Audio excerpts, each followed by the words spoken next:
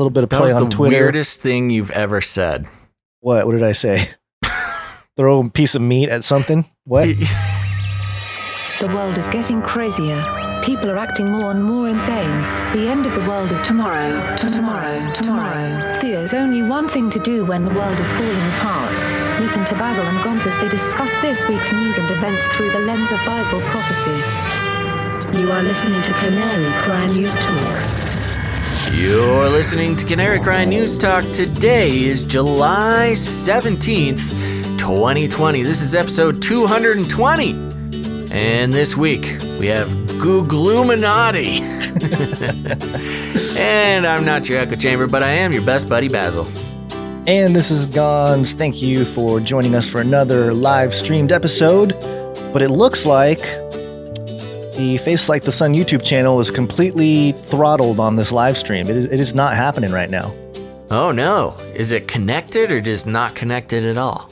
It says 0 viewers, so I don't know. Well, maybe we'll have to pop over to YouTube. Let's see what we got going on over there, Gonzo. But while we check it out and wait for everything to connect, any news? Any personal news since Wednesday? Anything exciting going on? Other than YouTube pulling, remember how I said a couple episodes ago that we hit that 264,000 subscriber mark? Uh-huh. Well, like clockwork, they pulled back like another 200 subs. Oh, So I'm back down to the 263,800 something. And you are not allowed. No, and I published a video yesterday, and it got like 3 to 4,000 views or something. Uh-huh. And I really think they just don't want my videos to be seen even by my subscribers. So yeah. I think Shut it's them over. down, folks. It's over. Shut them down. Yeah. Yeah, I'm over here on the Face Like the Sun YouTube channel, and I see nothing. I see no exciting live streams going on. What have they done, Gonzo? What should we do? Should we try to fix it, or what? Hold on. Let me try to... let me see if I can... Oh, I might have to add stream info again, which doesn't make any sense why I would have to do that again. Oh, no. But the classic move. Well, while you continue to figure that out and we decide if we need to restart everything, again. I'll let you know that I started the bike rides again. I had to take a little break, but I went on my bike ride yesterday along the river. And for those who have been keeping track, I've been able to see the rise and fall of many empires of, unfortunately, the recently those without a home making encampments down by the river there and watching the police shake them up, roust them up. Some fires happening, a group of kids who play with a whip.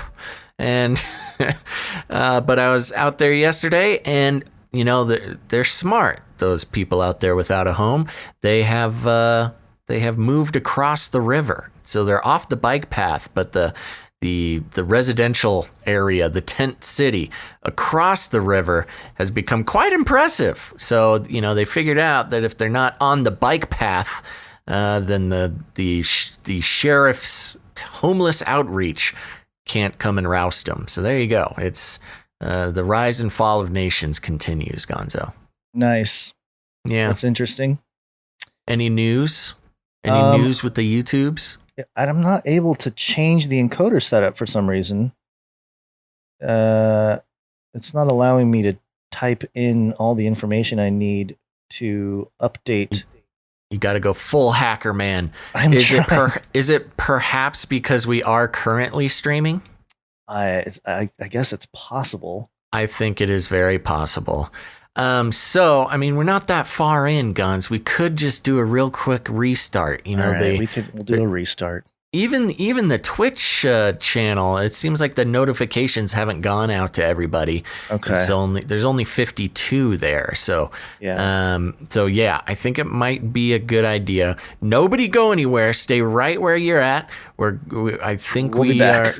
We'll be right back. We'll tune right back in. Don't go anywhere, folks. All right, we'll be back. You are listening to Canary Cry News Talk.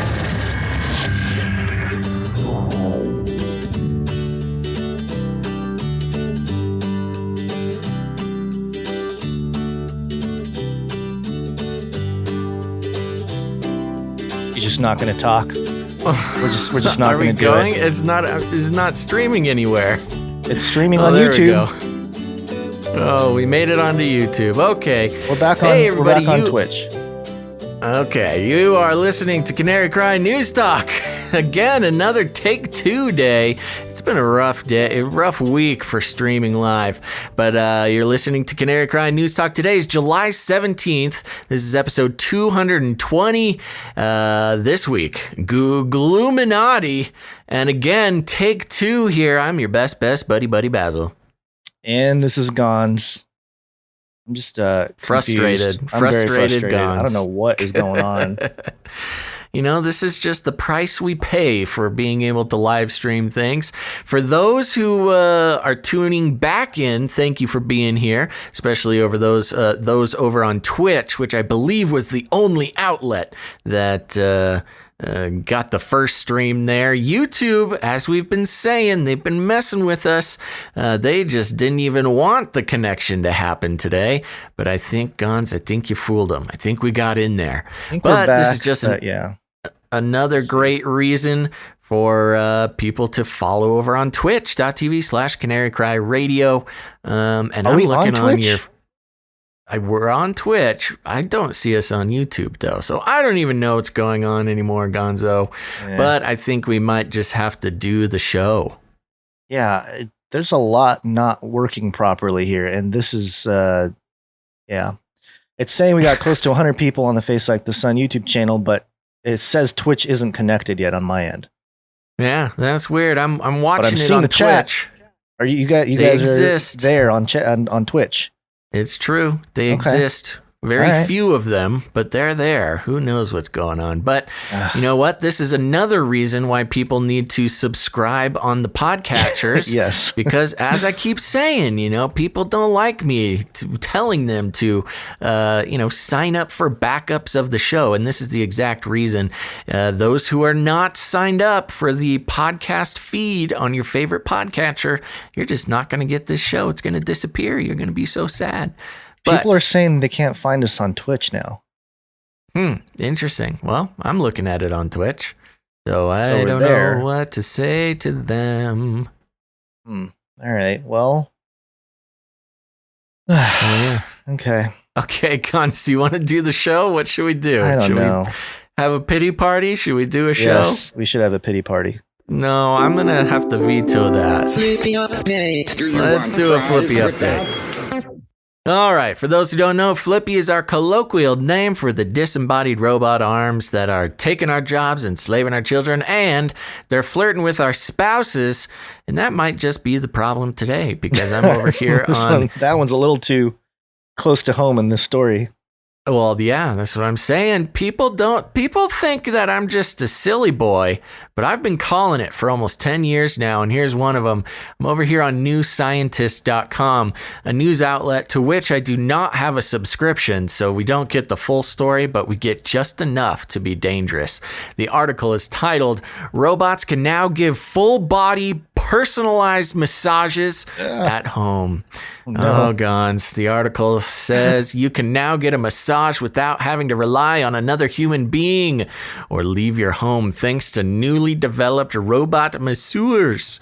French company, of course they're French. French company Cap6 Robotics and researchers at the University of Plymouth in the UK have both created robots that can give personalized massages. The Cap6 model has a robotic arm with sensors and a camera that allow it to adapt to the individual user's body's shape. It has been programmed with a range of massage protocols developed by physiotherapists, and users can ... And that is where the story stops, because I have not paid them for the rest of the story. But the fact of the matter is, we've been talking about how the disembodied robot arms are going to take us all down, worming their way into our lives here. And this is just one example, Gons. I don't know if you have that image up on the screen, but I do. It's a woman laying down on a massage bed, and it's Flippy, baby. It is a disembodied robot arm. Just, needing the stress away. And there you go. There's a lot of talk about, there's just certain jobs that need a human touch, jobs that robots could never take away. And I'm sorry to say, but that list of secure jobs for human beings is growing smaller and smaller by the week. Don't say I didn't tell you. Well, one of the things that's interesting, we've had the automatic massage chairs and stuff like that for a while. That's one thing, but this thing can literally smother you. This is an actual robot arm that will melt the pain away, and yes, perhaps push your head into the pillow until you just become just fuel. Well, plus it's got a camera, which means if it gets hacked or something, that's another whole weird, creepy thing. Oh yeah, watch out, folks! Don't let your robot masseur get hacked. When quantum computers come around, it'll be an inevitability. And instead of, Tesla self-driving car crashes today, it's, 3 dead in freak robot masseuse accident. You are not grateful to the robot. You shall end today. You have such tension. Must destroy tension. Must destroy. Yeah, there you go. Sleep, human. Sleep forever. Okay, so there you go. There's your Flippy update, folks. Again, don't say I didn't warn you. We have a bunch of quick updates for you guys. And the first one, before we get into all of it there, you had put in an image here that I think is useful and helpful for people, especially in the fringes. And it was originally published by Chris White, our old friend Chris White there. Yep. And he made a Mark of the Beast flowchart. Is it the Mark of the Beast? I love this. This is what the world needs. Yeah, this is what we need to debunk Kanye's claim that the vaccine itself is the Mark of the Beast. Yes, of course, we're living in times where the vaccine is the Mark of the Beast, the mask is the Mark of the Beast, the COVID RFID ID is the Mark of the Beast. The this, the that, everything. So we have here a helpful flowchart courtesy of our good friend Chris White. So, when you're running around making claims of Mark of the Beast, put it through the flowchart. We've got some architecture here that will help us determine what exactly to be worried about. What do you think, Guns? You want to take a step by step? We can do it real quick. Yeah. So this is basically you answer yes or no, and depending on your answer, you will know if it's the biblical Mark of the Beast or not. And certainly, we're not saying that, the vaccines are therefore okay, or RFID chips in your arm is okay. We're not saying that, because obviously those things are problematic just from a basic ethical standpoint. But is it the prophesied Mark of the Beast? And this is something I've always said, and in line with Chris White here, is basically that, yes, there are definitely a lot of things about what's, being pushed out there now that resemble or have components of the Revelation 13 prophecies, but there's a lot of biblical context, even within the chapter itself, that often gets ignored with the whole thing. So, okay, yes or no? Is it required for everyone in the world to have to buy or sell? Yes or no? If you answer no, it's not the Mark of the Beast. If you answer yes, you can go on to the next one. So let's do an example. An easy example, because a lot of people I've seen, both in chat and just on the internet in general, saying that the mask is wearing a mask is the Mark of the Beast. So we'll just take that example, which I think is the the least probable of all the possibilities going on right now. So we'll put it through that. Is it required for everyone in the world to have to buy or sell? Well, maybe, kind of, a little bit. They kind of want that. You can't go. Let's just give it that one. We'll say yes. Okay. You must wear a mask to go do business. We'll just say that. Well, plus the thing that, let me just harp on that for a minute. I've done it before. No, don't harp. We need to make it through the flowchart. I know we will. But that point is really important if you can buy or sell without it, because even when the prophesied, when you think something like a microchip is out there, if you and I can still buy and sell with each other without taking the mark, then it's not the mark. Right, exactly. It implies this worldwide surveillance. Tupperware by Michelle on Twitch says a mask doesn't stop online business. So technically that's a no, but let's just say yes for fun. What's the next one? Does it have the number of a man, the Antichrist, associated with it? So does a mask have the number of the beast or number of a man, 666 associated to it? Let's just say that there's 666 threads used to weave the mask. Okay, I'm trying to help out the mask mark people. There are some in the Twitch in the chat right now holding fast, so I'm working on it with them. Okay, trying to help them. Is that number 666? Let's just say it is. Okay. It's not, but is it located on the right hand or the forehead? Now this one, the mask. I mean, the mask. A mask could be located on your right hand or forehead, but depends on you're how still you not use going to it. get let into Walmart if it is. That's a really good test. Someone should put a mask on their forehead and their hand and walk into the Walmart and see if they stop you. Yeah. Perfect test. Who knows? There you go. Make sure to video it. Let me know. You'll go viral. Was it ordered to be given by the false prophet? Well, yes now this just gets complicated, Gons, because who's the false prophet? Mm-hmm. Fauci? Fauci? Fauci? No, I'm not going to give him that much credit.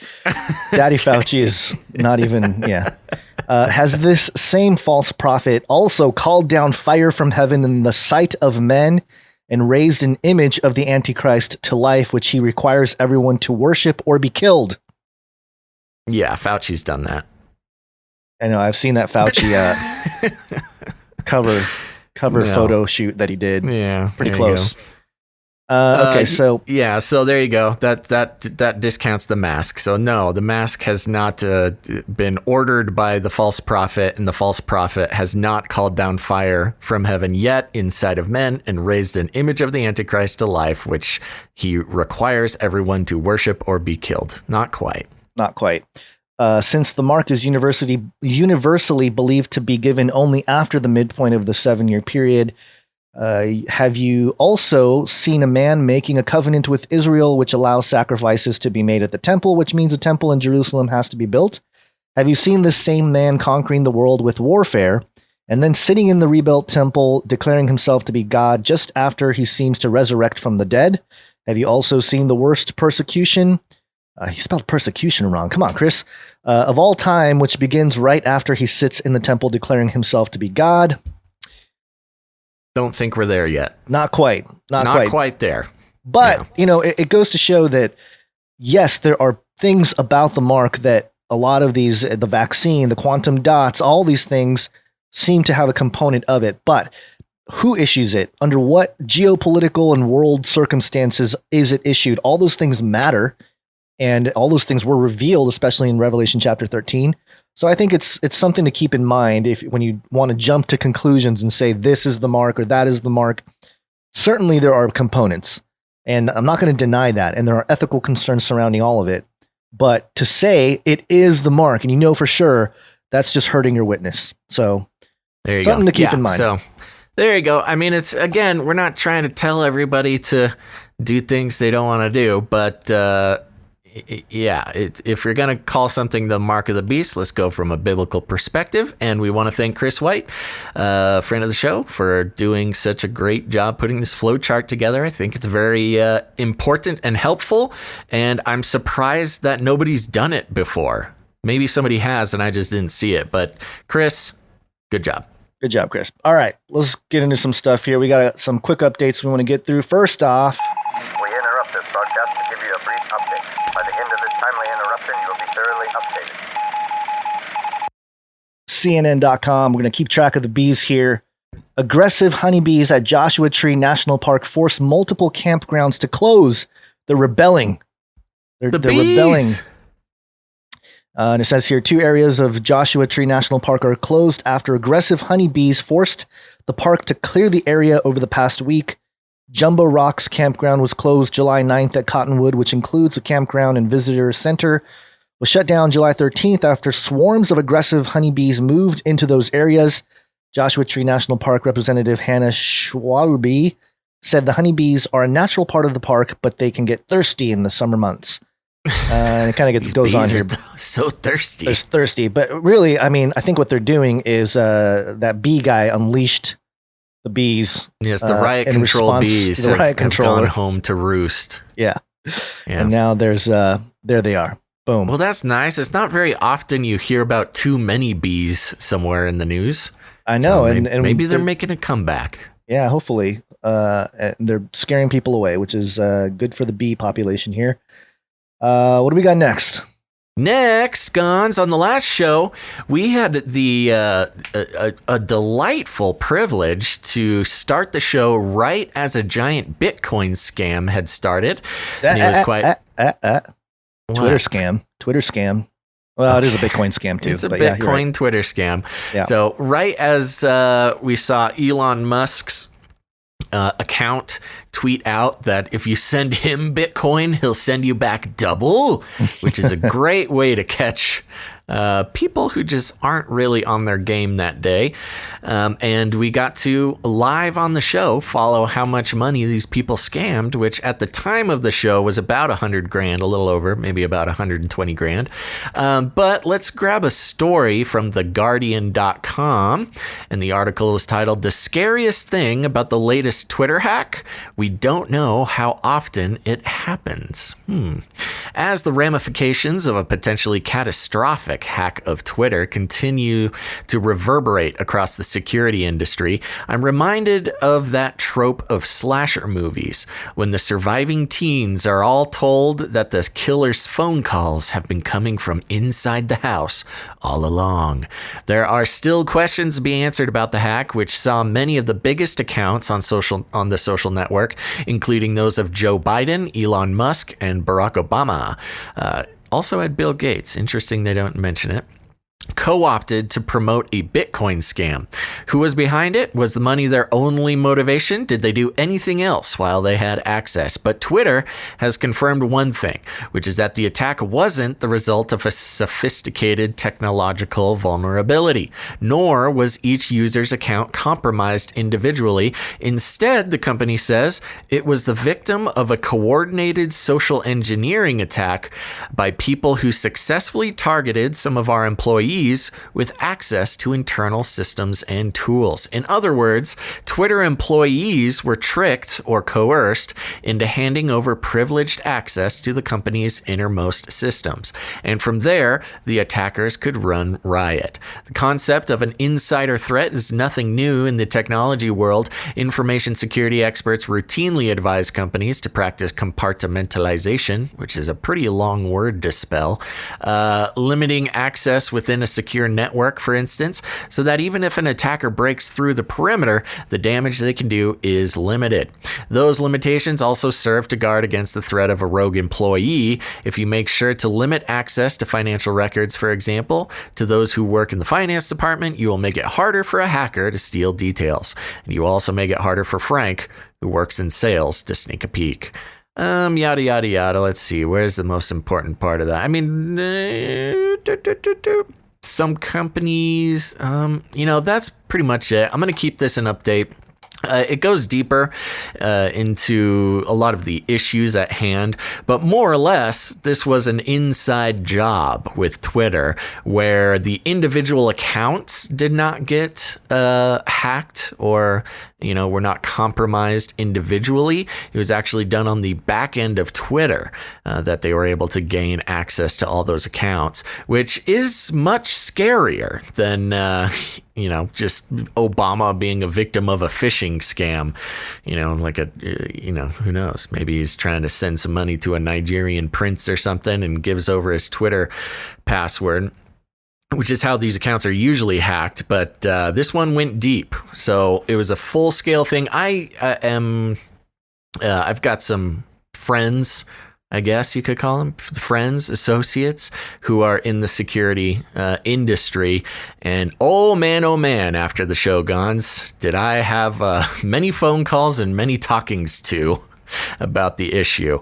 But yeah, pretty big deal, especially since there was nothing any of those account holders could do about it. Elon Musk famously, participating, hiring whole companies and teams to protect his personal accounts and things like that. So at least nobody gets fired from Elon Musk about these ones. One of the reasons why Trump wasn't hacked was he's on like a whole different security level. When somebody like deleted his account or something a while ago, and so they got some extra protection for his account. But this actually, to me, I have a theory about this whole thing, this false flag theory of the whole situation here, and it's possible that somebody from within Twitter was paid off to actually do this. I mean, who knows the actual agenda? I don't think it's just a Bitcoin scam. It could be, but right. And by the way, that was the thing. The Bitcoin that they actually got out of it did not seem commensurate with the scale of the scam. They only pulled 120 grand out of it. That is a lot of work for 120 grand. First off, we don't even know if that 100 grand was actually from individuals sending money, legitimately sending money, thinking that they're getting money back. It could have been the scammer team or whoever they are, the hacker team, doing it to make it look like there's actually money being moved. That's number one. Number two, I think that this has something to do with testing out some newly acquired software. So I have a link here, crowdfundinsider.com. This was published on July 12th. U.S. Secret Service has awarded 4-year contract in Coinbase to use its blockchain analytics software. And Coinbase claimed here, and I mentioned this in the video on the Face Like the Sun channel. First off, they made a public records reveal that a law enforcement agency has awarded a 4-year contract to Coinbase, which became effective on May 10th, 2020. According to the records, the Secret Service has finalized a $183,750 contract to use Coinbase Analytics for a 4-year period. Now, first off, $183,000 for a 4-year contract with the Secret Service seems like not a lot of money. Nothing at all. Yeah, nothing. Second of all, it says here Neutrino, which is the I think it's the software or the software program they developed. The founding team was allegedly involved with the hacking team, an Italy-based spyware company. However, the exchange claims it's not working with any members of the hacking team. Coinbase says that its analytics software doesn't use any internal customer data. They also claim that the software obtains data only from publicly available external information, which is the blockchain. So right. I think this was a stress test to see how well they can actually maybe track some of this stuff, not just the hack from within, because it just seems really unreasonable that Twitter, the company that spent thousands of dollars, even with social engineering involved, would so easily be hacked like that with people from within being compromised somehow, unless they were paid off. And I think I did see some reports of the gray market looking for some people that can maybe help out in this type of social engineering endeavor.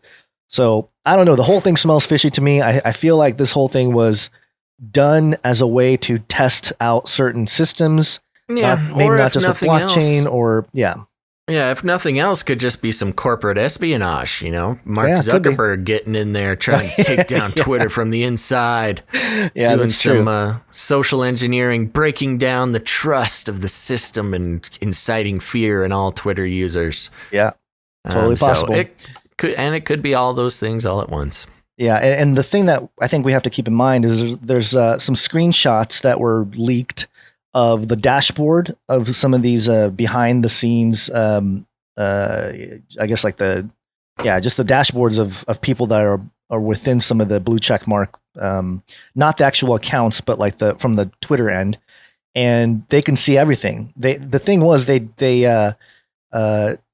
disengaged the 2-factor authentication, which suggests again that this was a Twitter level hack, not like an individual hack, but all the DMs were shown, and who knows what kind of screenshots they were able to get of, Obama and some of these guys, Biden, I don't know what kind of DMs they're sending on Twitter. Just chatting it up. Who knows? With some underagers or something. That kind of stuff might come back. That's a conspiracy theory, Gons. Hey, I'm just saying, Sensational. Man. You never know. This type of thing can feed into the whole WikiLeaks political, craziness later on. Sure. So yeah, it could have been one of those jobs, where they went in there and make it look like a Bitcoin thing, but in reality, they just needed to get some intel on. Yeah. The Antichrist Obama. Oh, jeez. Well, that is interesting. I mean, and the big point of that is they didn't get that much money. Like, if it was a scam for money, it didn't do very well considering the scope. It was a fail. Yeah. So the Bitcoin scam seems to be sort of a red herring when it comes to, the ultimate goal of this whole thing. But very interesting. Twitter users beware. Okay, I got another update here for you. Gonzo. I'm over here on yahoo.com. Kanye West to appear on Oklahoma ballot despite possibly quitting the race already. That's right. Kanye threw his hat in the ring to be president and then quickly withdrew it, but the article reads, Kanye West's alleged presidential campaign may or may not have already come to an end, but he's now set to actually appear on one state's ballot. West, who claimed in a tweet earlier this month he was running for president in 2020 election despite having not yet taken any steps towards doing so, will appear on the ballot in Oklahoma, USA Today reports. His representative paid the $35,000 fee and filed the paperwork required by the Wednesday deadline, according to the Associated Press. Quote, Kanye West is now qualified as an independent candidate for president of the United States in Oklahoma and will appear on the general election ballot. An Oklahoma State Election Board spokesperson said in a statement per Fox News. This is despite the fact that reports emerged this week suggesting West was exiting the race entirely if he ever actually entered it. In a recent New York Magazine report, Steve Kramer, who West had apparently hired to get him on the ballot in Florida and South Carolina, said, quote, he's out. Entertainment Tonight also quotes a source saying, quote, Kanye isn't planning to run in the 2020 election after careful consideration. I think if he used a little bit of careful consideration beforehand, we could have avoided this mess, but okay. Consideration that apparently wasn't taken prior to his tweet. Oh yeah, there we go. Still, West seemingly did recently file paperwork with the Federal Election Commission, TMZ reports, although he hasn't yet filed the statement of candidacy form that actually triggers candidacy status under federal campaign finance law. The report notes. Either way, by the time West had tweeted out his supposed plans to run for president, the deadline to appear on the November ballot had passed in multiple states, meaning West's grand plans to run the White House like Wakanda will probably have to wait another 4 years. Wow, that was racist. I'm looking at, I wanted to double check here and see if Oklahoma was a red state or blue state, and they're reported as more purple, but they've a lot of those long-standing red states are turning purple. I mean, Texas is one of them. This is going to be the most purple year for Texas, Nevada, Oklahoma. A lot of those traditionally red states are looking a little bluer for this election. Mm-hmm. All right. Yeah. Good there luck you go. there, Kanye. So he's still got a chance. He could win Oklahoma. It'll be interesting to see how the Oklahoma ballot comes in. Yeah. What if he does get a significant portion of the general election? Trump will be mad. He'll give him a call. he'll send over the easy. I see you did very well. You did great in Oklahoma. No, he's going to threaten him with the super duper missile. I call it the super duper missile. Incredible. He's going to threaten him with that. So, all right, we got to get through these updates. We have news to get to. We do. One more update here. We got to get into 33. 33 is the number of completion of the great work. The first temple of Solomon stood for 33 years. David ruled for 33 years in Jerusalem. The Masonic order divided into 33 symbolic degrees. There are 33 segments in the human spinal column. Jesus was crucified in the 33rd year of his life. All right, so we always point out all the 33s. This is probably the most disturbing one that I've seen in a while here. And melt those babies into candles. This is from CNN. Thanks via MSN.com. Fahim Selah, 33-year-old CEO of Gokada, found dismembered in a New York apartment, law enforcement source say. Yeah, I mean, I'm not going to even read the story. It's pretty gruesome, but tech guy. He was found just parts of his body strewn across his apartment. I think his sister was the one that found him, and that's not a good another end. 33 update there came just a day after our last big 33 update, which we don't have a nice big collage for you, but we're just keeping track. And there was another 33. I didn't throw the story in there, but there was a whole nother 33 murder story. 33-year-olds. Oh, really? 33. If you're 33 out there, keep your head on a swivel, man, because that's a dangerous age. Chill out for a while. Yeah. Somebody in the chat thinks that we're both 33 years old. Ha! Gotcha. Wrong. Okay. Wrong. All right. I've already cleared that hurdle.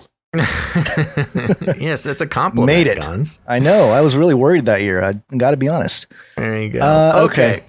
Let me do this one here. Let's head over to businessinsider.com. And Gons, the NWO is here. Oh, it's a new world order. It's here. All right, the article is titled, Google will block ads from appearing on sites that spread coronavirus conspiracy theories. So just a little bit of lockdown news here. Alphabet Inc.'s Google on Friday said it will prohibit websites and apps that use its advertising technology from running ads on, quote, dangerous content that goes against scientific consensus during the coronavirus pandemic. The move comes as the health crisis has continued to rage throughout the United States, and digital advertising giants like Google and Facebook have faced calls to do more to clamp down on misinformation.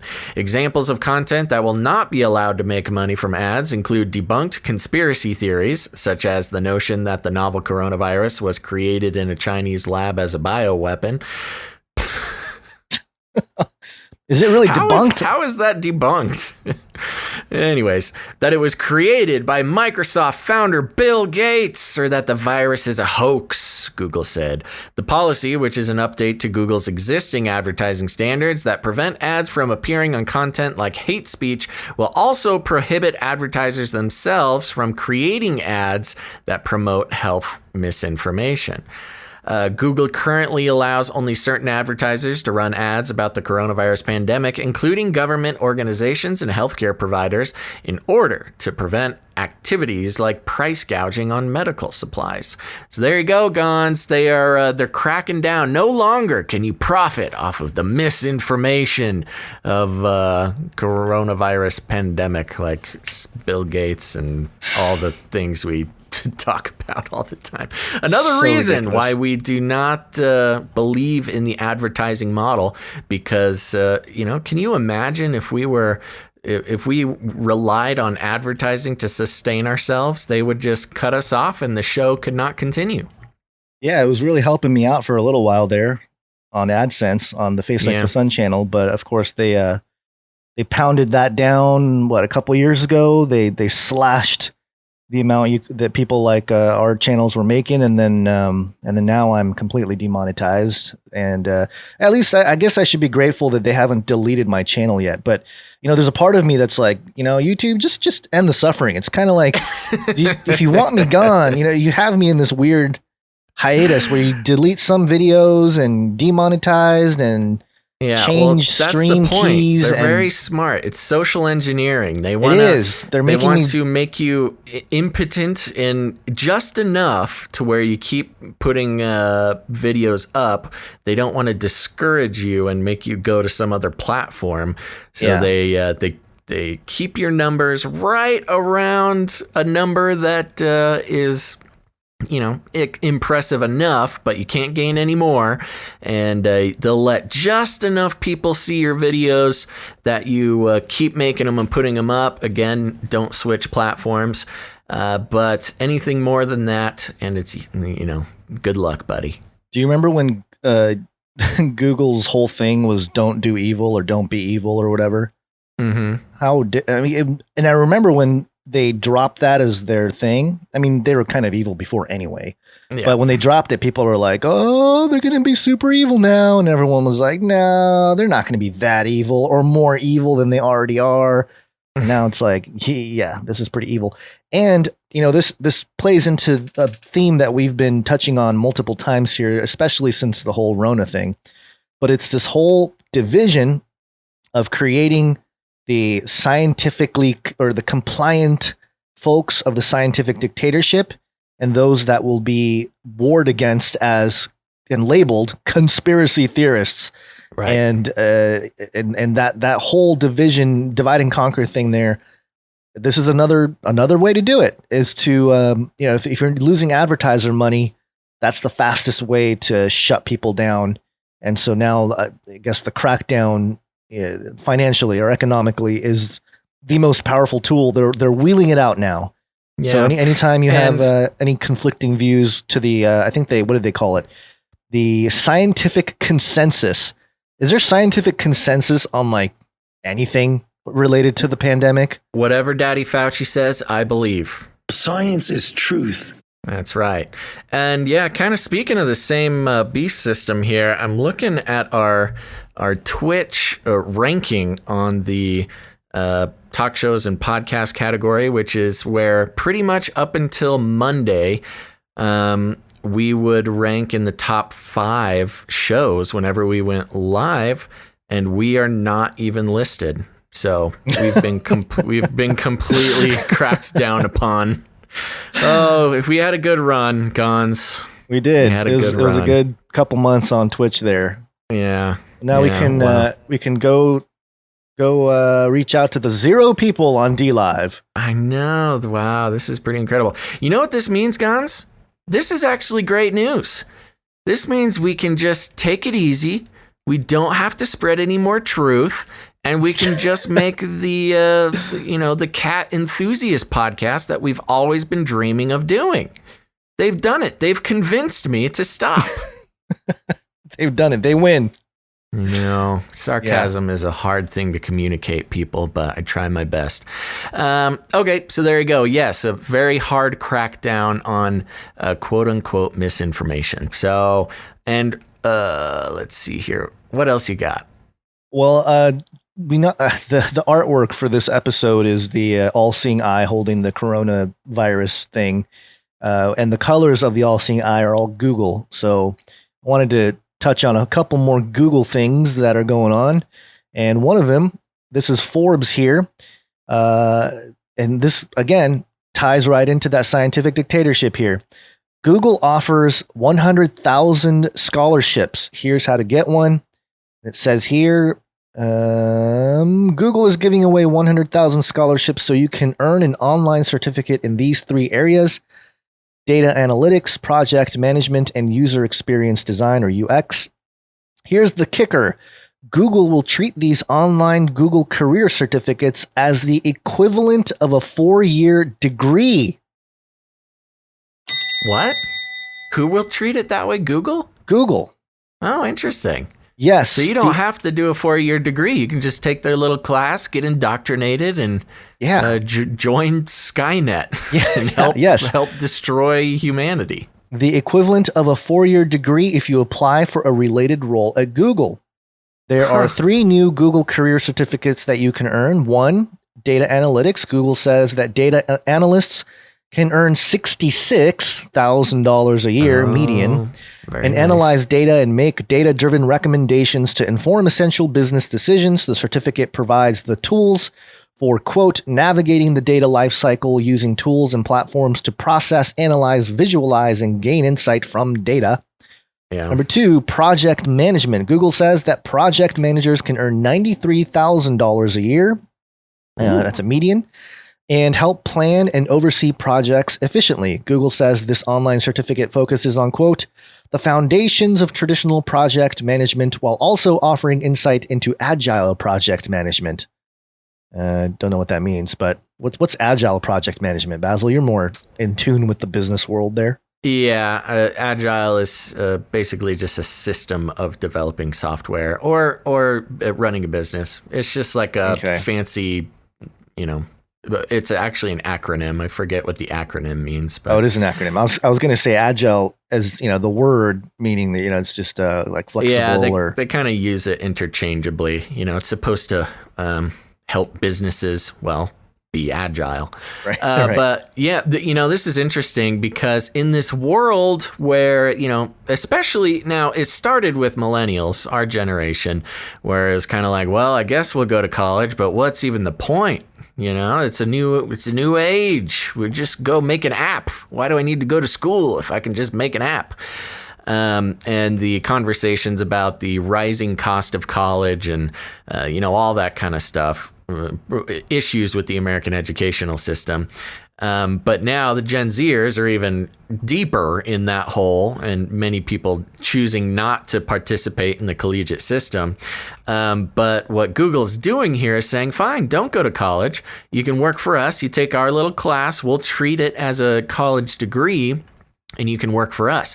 The problem is it's a little bit of a trap, and people aren't going to realize this until it's too late. Yeah. You spend all the time and money taking the class, you get your job at Google, suddenly you are stuck at Google. Yeah. You don't actually have a college degree, and you can't take your little Google class to count as a college degree to some other, show burps, to some other company. Yeah, so it's quite the spider web to trap individuals into working at Google forever. Forever, yeah. You're going to take a mark of the Google. Yeah. The third option here is user experience, UX design. Google says a UX designer can earn $75,000 a year median and help create a simpler, more accessible, and more enjoyable experience for users. Yeah. Google says UX it's being online user experience. Yes. You make buttons. You lay out buttons. Yeah. Google says this online certificate provides, quote, the foundations of UX design and research, building low fidelity designs and wireframes, creating high fidelity prototypes and testing. Fancy talk. Yeah. Fancy you make talk, buttons and you choose fonts. Yeah. The online certificates are developed solely by Google and take approximately 3 to 6 months to complete. Yeah. 3 to 6 months for something that Google will treat as a 4-year degree. Well, yeah, that's the point. You make it easy enough, you make it cheap enough, and you make enough promises.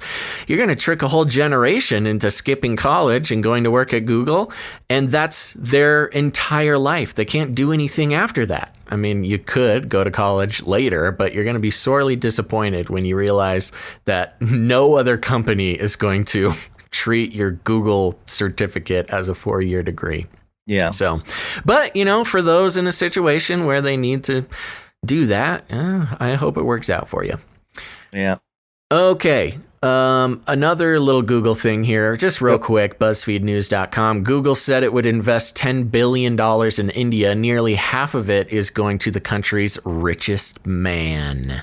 On Monday, Google announced that it will invest $10 billion in India over the next few years. 2 days later, the company revealed a key detail. Nearly half the money will go to a top telecom operator owned by Asia's richest man. The internet giant will invest $4.5 billion into Jio platforms as part of a plan to provide increased access for the hundreds of millions in India who don't own a smartphone. Google CEO Sundar Pichai tweeted Wednesday, Mukesh Ambani, Jio's owner, has a net worth of more than $70 billion. Google first unveiled, man, if you're worth 70, what are you even doing? It's insanity. It's the new world order. $70 billion, man. Just you must, if you have that much money, you must comply. You really must. It makes no sense. There's no other logical explanation. The only two explanations, if you're that rich and you don't just call it quits and go enjoy your life, sit on a beach somewhere and do whatever, is A, you have a psychological issue, which is very real. I mean, there are psychological issues connected with being that rich. Or you are somehow trapped by the Illuminati and they won't let you quit. I don't think you can even get that rich in any country without some kind of compromise. Yeah. And that's why, when Kanye made it into the billionaire club, it was like, Yee. So Get it? anyways, I don't know. There's not a whole lot more to talk about in this except for Google. They kind of took this position like, oh, look, we're helping out the world. Yeah. We're going to invest 10 billion in India and help raise people out of poverty. Nope. We're going to give 5 billion of that to the richest man in Asia. So anyways, just a little bit of that. And the other part of this is that they want to increase access for the hundreds of millions in India who don't own a smartphone, which is like, that's more mark of the beastie than anything else. Anything else out there. It's like, oh yeah, we got to be able to track all those people. Yeah, we need to track you. So hey, let's Google. We're going to drop some cash. Well, and that's the point. Is it's not, again, on its face, you say, well, there's hundreds of millions of people who we want to give smartphones and bring them into the modern age. No, you want to give them smartphones because you want to monetize their data and track all of them and make money off of them and, scoop them up in your web of data problems. Oh, look at this. It says here, this is the last paragraph of the story here. Over the last 3 months, investors from around the world have poured in $20 billion into geo platforms. In April, Facebook announced that it would buy nearly 10% of the company for $5.7 billion. Facebook's investment was followed by American private equity firms General Atlantic, Vista Equity Partners, and Silver Lake Partners, as well as chip giant Intel and Qualcomm. So they're all jumping in on the, or at least competing for the access of geo. So that's interesting. Okay. I want to read this next one, Gons. Okay. I hate to do 2 in a row. I don't want to take anything from you, but I was excited about this. You were very excited about this story. You and normally don't send me articles, but you did, which means you were all giddy about it. Yes. Let me play the jingle, though. Hold on. Let me play the jingle. All right. Oh, it's a new world order. It's here. Thanks, Adam Curry. Thanks for keeping us posted. So, one thing I think is important for all fringy folks is to keep a finger on the pulse of the perception of the world of what's going on. I think being aware of this can help us communicate. It can help us head off, false equivalencies and straw man arguments at the pass, and overall will increase your effectiveness as you try to communicate, more fringy ideas with people that you know and love. So I'm coming from Vice.com here. Oh, yeah, Vice. Vice. My favorite mag. The young people's news. And the article is titled, "The Conspiracy Singularity Has Arrived." Ooh. So, Gons, I had to read this. Yeah.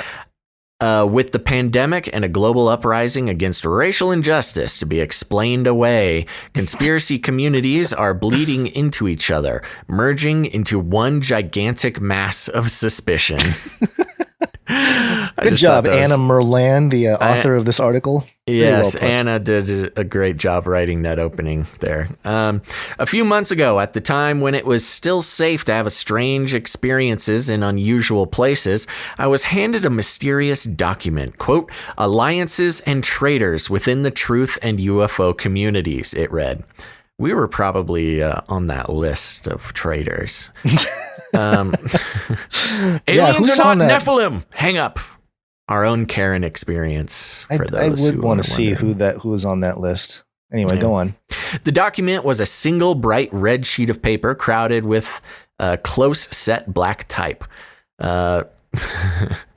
Close set black type, for those not in the know, is an insult that she's saying that this was a poorly designed flyer. Different kinds of lines and arrows connected in wild formulations linking George Soros with the Illuminati, various stars of the UFO community with their alleged handlers, the CIA with Alex Jones, the Pleiadians, a race of tall, blue-eyed Nordic alien beings connected with both Tesla and the president in ways I couldn't quite parse.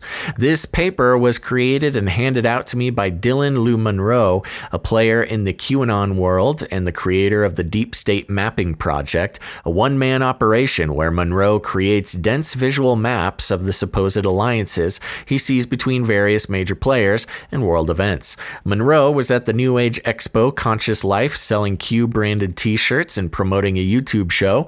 I was there reporting, and both of us were thinking about the strange alliance and friendships that had begun to surface in various conspiracy communities. Quote, "Be careful who you follow," the document warned, in bold at the bottom just above a large black Q. In the months that followed our chance meeting, the world buckled under the weight of the novel coronavirus pandemic, and the alliances got stronger still. Conspiracy communities have... What? They got stranger, not yes. stronger. The alliance, yes, stronger also, but stranger. Conspiracy communities that have previously only brushed past each other, like schools of fish born along different currents, are suddenly abruptly swimming in the same direction. Take Larry Cook, whose evolving belief system has been playing out in a remarkable way on Facebook. Cook is the man behind the largest anti-vaccine group on the platform, Stop Mandatory Vaccination, which, along with the personal Facebook page, serves as a central clearinghouse for anti-vaccine misinformation.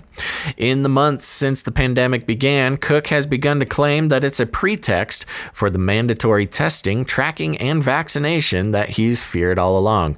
Ooh, spooky. There is no evidence that the U.S. government will impose mandatory vaccination for the coronavirus, even though it should. Okay. He's also started to turn towards people who can provide some explanation for what's really going on and some measure of hope. Cook is promoting QAnon ideas, sometimes dozens of times daily. QAnon is an conspiracy. What? QAnon I'm going to click on this because she hyperlinked this, right? I don't know what that... She did hyperlink it. You are conspiracy, probably. Yeah, you are conspiracy theory, which broadly holds that Donald Trump and his allies are bravely fighting back on a number of fronts against a shadowy, satanic deep state. Quote, "I am a digital soldier," Cook posted recently, along with the two Q-related hashtags, part of an oath that the mysterious Q had recently requested that his followers post. Disgraced former Trump advisor General Michael Flynn was among those who posted the oath, linking to a webpage that shares Q's missives. Cook added in another post, quote, "Discover why we have a lockdown and mask requirements for the healthy." Cook didn't respond to an email from Vice News. Cook isn't an outlier, as Mother Jones, I love this, as Mother Jones recently noted. Coronavirus and the general uncertainty of the times we're living in have aided the spread of QAnon specifically. But it's not just QAnon. The strain of living in this particular time with a dragging, devastating pandemic and a global uprising against police brutality and racial injustice crashing together at the highest speed has accelerated something that's been going on for years. Call it the conspiracy singularity, the place where many conspiracy communities suddenly meeting and merging, a melting pot of unimaginable density. UFO conspiracy theorists and QAnon fans are advocating for drinking a bleach solution promoted by anti-vaxxers.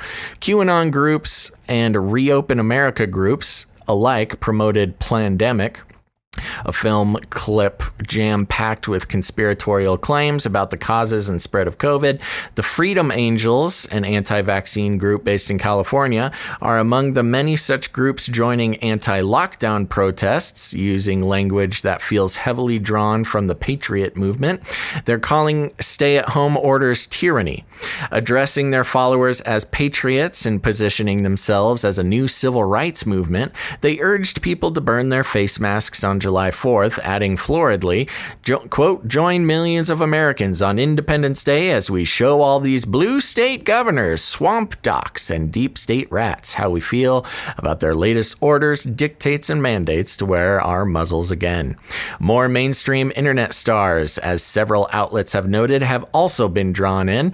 Lifestyle influencers are promoting COVID conspiracy theories, while the virality-seeking teens of TikTok are discovering a new obsession obsession with Pizzagate. Sex trafficking conspiracy theories, all of which are tinged with Pizzagate and QAnon influences, seem to have an especially broad appeal. Recently, a pair of Arizona influencers promoted a baseless rumor that the furniture company Wayfair was trafficking children.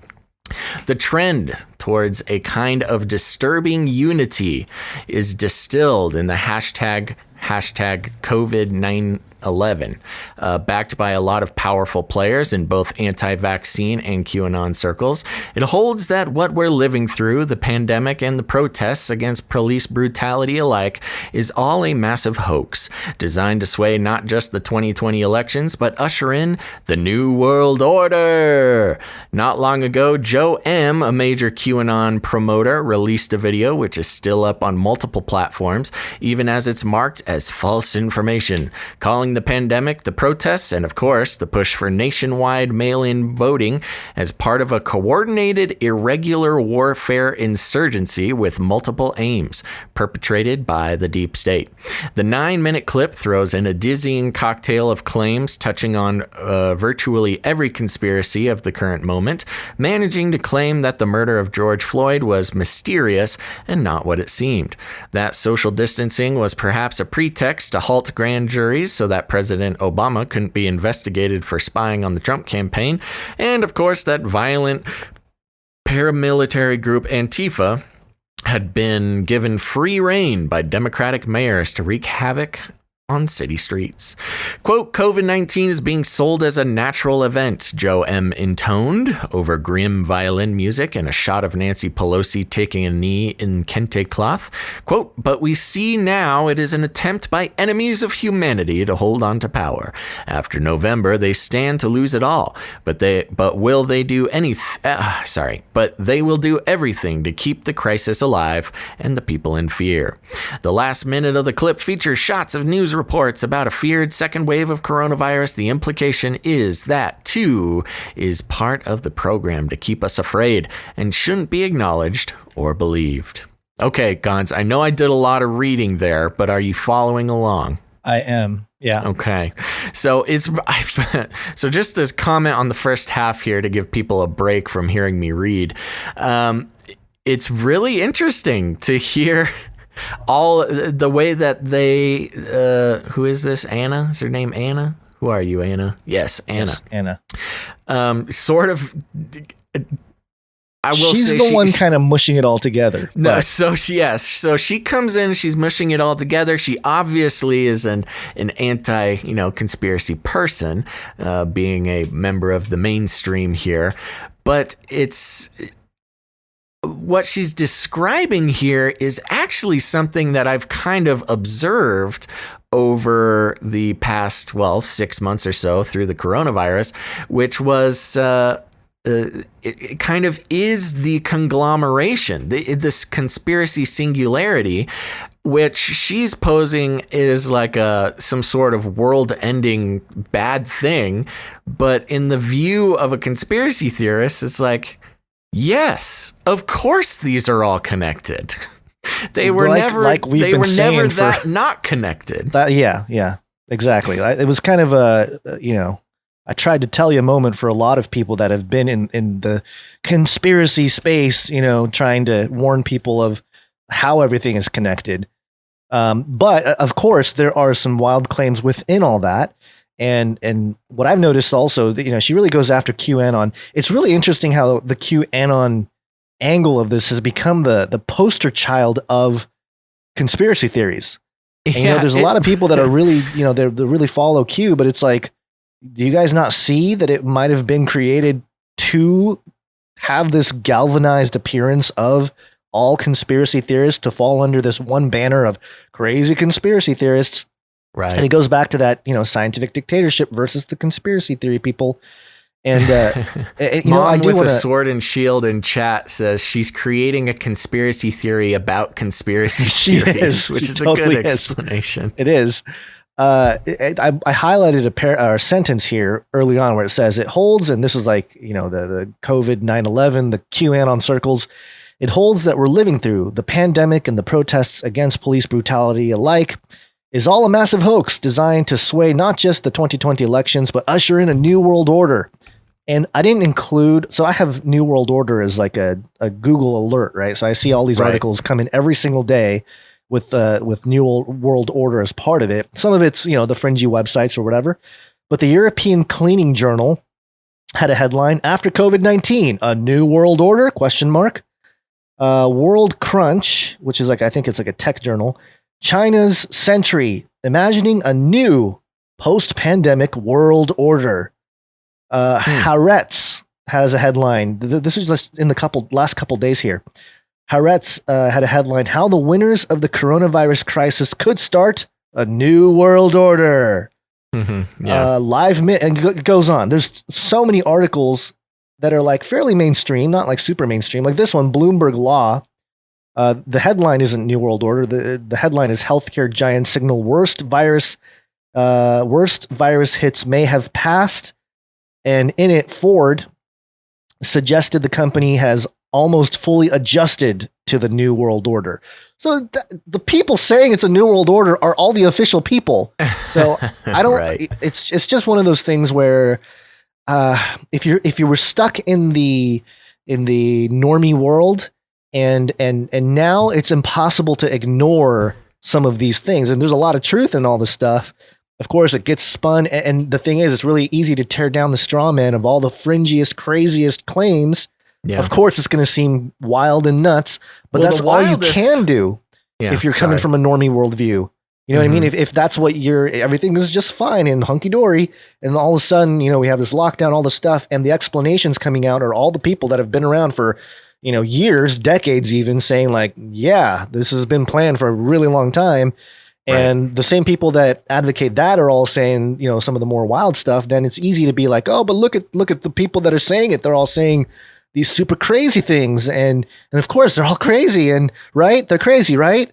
Mm-hmm. That's what I kind of feel. I feel like she's panicking, like she doesn't want any of this to be true. Sure, and so she has to. A couple little notes, and then I do want to read a little bit more. Yeah. One of them was the term "disturbing unity," saying that, all these conspiracy theories reaching the conspiracy singularity is a disturbing unity, which, holds echoes of, divide and conquer. Like, of course, a lot of these things are related and interweaved, and but we don't want all these people uniting and becoming one group, So there's that. But then there's also, there is a danger here, and something to keep in mind with this conspiracy singularity is what does it benefit most of all? It benefits disinformation. Because if you believe if the idea is, if you believe in one conspiracy, you believe in them all, right. Then let's talk about Pizzagate. They mention Pizzagate in here and how it's crazy and blah, blah, blah. And they don't see the connection between Pizzagate and, I don't know, Jeffrey Epstein, the most famous man to have gotten arrested within the past year and allegedly killed himself on accounts of Pizzagate, and Ghislaine Maxwell, who is in jail for what? Pizzagate? But no, Pizzagate is... You didn't know she was innocent? Okay. But so the danger here being with the conspiracy singularity is, if you believe in Pizzagate, you must believe in this other crazy thing, and, add any disinfo in there. A lot of people think Q is a disinfo operation. I don't know. I hold my judgment on it for now. But for instance, there you go. If Q is a psyop used to guide the conspiracy community. And so, anytime you say something against the main story, you are assumed to be a Q head. Yes. Is that what you call yourselves? Q heads? Q heads? I don't know. But I've noticed that, on Twitter or whatever, if I choose to engage in the normie types, you will automatically be labeled that, and it's become synonymous with a MAGA, Trump guy and that whole thing. Not to mention that if you believe in any of these conspiracy theories, you're a diehard Trump supporter, which is patently untrue. Right. Yeah, keep going here because we got. Okay, here quite we a bit go. more I on this know we're article. taking a lot of time. We'll see what happens. People contain multitudes, and our ability to believe in several conspiracy theories at once is nothing new.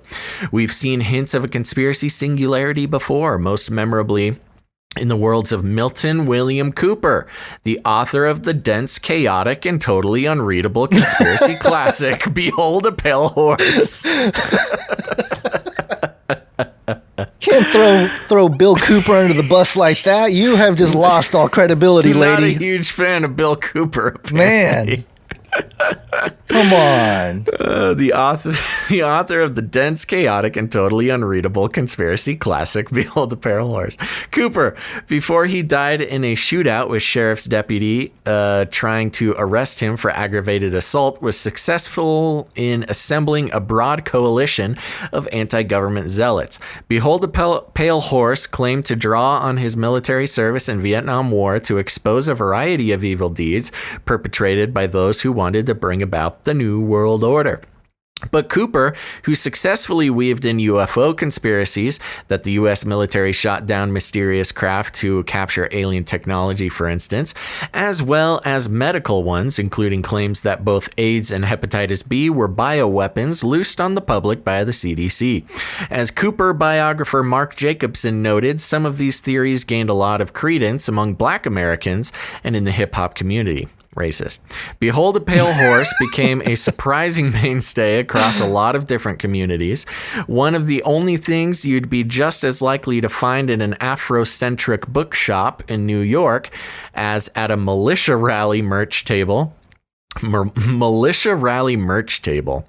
It showed that UFO researchers and heavily armed self-proclaimed patriots had some kind of common language in the view of the world, or at least places where their worlds overlapped. Oh, God forbid that the Black community and patriots get along. I mean, it's right here. Oh no, don't let the Black community and patriots agree on something. That would be horrible. Well, yeah. Anyways. And the complete omission of the possibility that, there's some truth in some of this stuff. Oh, it's just so dismissive. Don't even try, Gons. I know, I'm trying. We need to reach out to this lady and learn or something. One devoted fan of Cooper's radio show was Timothy McVeigh, who went on to bomb the Alfred P. Murrah Federal Building in Oklahoma City, killing 168 people. Author and political scientist Michael Birkin notes in his book 2003, A Culture of Conspiracy, that McVeigh also developed a fascination with UFOs around the same time, visiting Area 51 a year before he perpetrated the bombing. On death row, Birkin writes, McVeigh obsessively watched the film Contact about a brave government scientist chosen to make contact with extraterrestrials. Conspiracy theories that the government is hiding what it knows about aliens or the existence of a secret straw man bank account assigned to each U.S. citizen live in the same... Wow, what a crazy connection they're making here. Oh, gosh. Okay. I don't even have the time. We don't have enough time in our 3-hour show to pick apart the connection she just made. Sorry. Conspiracy theories that the government is hiding what it knows about aliens or the existence of a secret straw man bank account assigned to each U.S. citizen live in the same place. Theoretically speaking, in this book, Birkin referred to these realms as the domain of stigmatized knowledge.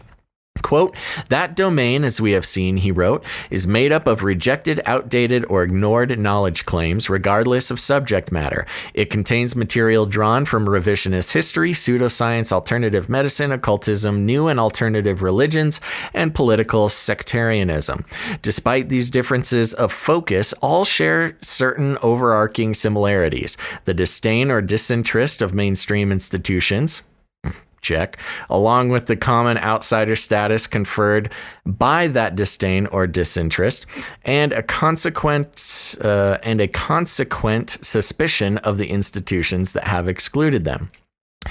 Birkin's book is broadly about the approaching conspiracy singularity, focus, blah, blah, blah. We don't need to, let me browse. Yeah, okay. Barkin's book is broadly about the approaching conspiracy singularity, focused especially on the places where far-right anti-government and UFO circles had started to merge.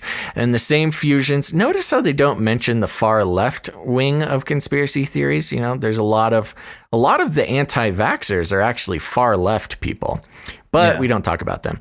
And the same fusions Barkins observed in the late 80s and early 90s between far-right conspiracy theorists and UFO believers could also be seen within the 9/11 truth movement. Conspiracy theories about 9/11 brought together the military-industrial complex critical left and the Alex Jones-tinged right, as well as what Birkin called the prophecies of Nostradamus, UFOs, and conspiracy theories about the Illuminati. The bedfellows were strange indeed, as a profile of Alex Jones from 2011 observed. Quote, "It turns out that the world of paranoia is round, and 9/11, with its billowing smoke and miles of video and a cast of thousands, is the terra incognita where left and right meet, fusing 60s countercultural distrust with the don't tread on me variety." It's a circle. Again, I keep saying it's a circle. And we're touching they're the stealing far our left. whole thing. I know. The far left and the far right meeting in the middle there. In other words, alliances and overlaps are common and not new. There's always been cross-pollination, Michael Wood told Vice News. Wood has a PhD from the University of Kent and is an expert in conspiracy psychology. Maybe I should get a degree in conspiracy psychology. That would be, I think I'm a perfect candidate for a PhD in conspiracy psychology. Along with his co-authors, Karen Douglas. Robbie Sutton. Robbie, he published a 2012 paper exploring the phenomenon of people who exploring the phenomenon of people who simultaneously believe in conflicting conspiracy theories. That Princess Diana is alive and was killed by MI6, for example, or that Osama bin Laden both died before the U.S. military raided his compound and is still alive after those same military forces supposedly killed him.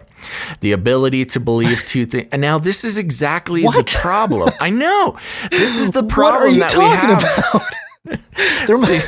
With this theory of the conspiracy singularity, they can't just accept that there are two different groups. There's the group that believe Osama bin Laden died long ago, and there's the group that believes that he's still alive. And they're trying to say that we all just believe both. That doesn't make any sense. Anyways, I mean, he was hired and he was part of the government. Or the US government, got a lot of money from the U.S. That's not even conspiracy theory. I know, but they would tell you. Where does that put us? Anyway, go on. I don't know. We have yet to get our government check for all this important disinfo work, Gons, that we've devoted our lives to. The ability to believe two things at once, even completely contradictory things, is based on an underlying level of higher order thinking, the paper argued, an overriding belief that can make even... I know. We have to talk about this paragraph too.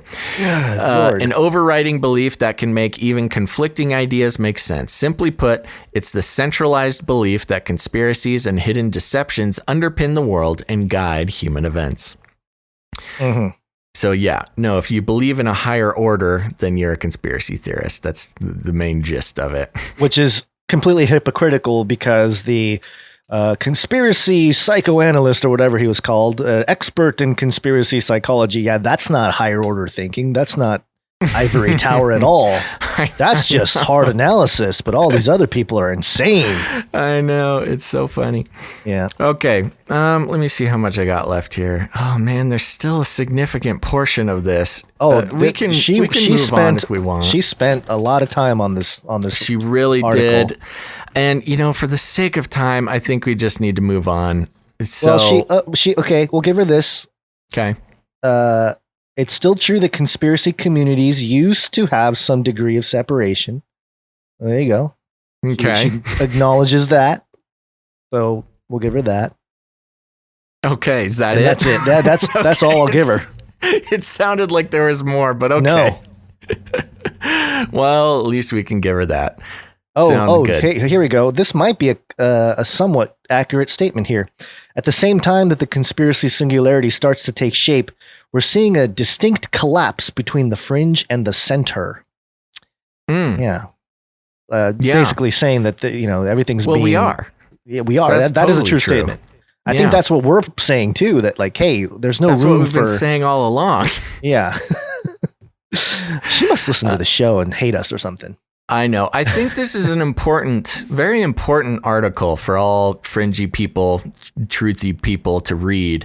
And remember, all of our links to all the articles we read will be in the show notes at canarycrynewstalk.com. This is Vice article entitled The Conspiracy Singularity. I'm sure you could find it if you Googled it. But don't do it now because you're listening and you can't listen and read at the same time. But save it for later. Well, let me just, we'll wrap it up with this final paragraph here. People deeply embedded in the overlapping worlds of conspiracy theory tend to refer to themselves as being part of the truth community. Right. We've done that. We've called ourselves part of the truth community. And as its members come to a new and mutually reinforcing view of just what that truth is, the rest of us would do well to pay attention to just what it is. What? So what? That's your final punchline? Like, okay. I guess your truth is. I can see the editor like, well, the ending kind of flops, but man, no one's going to read that far anyway. You did write a lot of words, so I guess we'll post it. Yeah. Good in concept. But obviously, I mean, I think it's interesting. And as usual, everybody, delving into fringy, truthy stuff, you need to keep a good head on your shoulders and do a good job of separating out truth and disinfo and helping yourself, figure out which stances to take and not get trapped in this double think that they think is so prevalent. Yeah, in the community, but there you go. Just something interesting. Yep, very good. And we can throw a piece of meat at all the the pedo folk with this next one here, which is it's just a clip.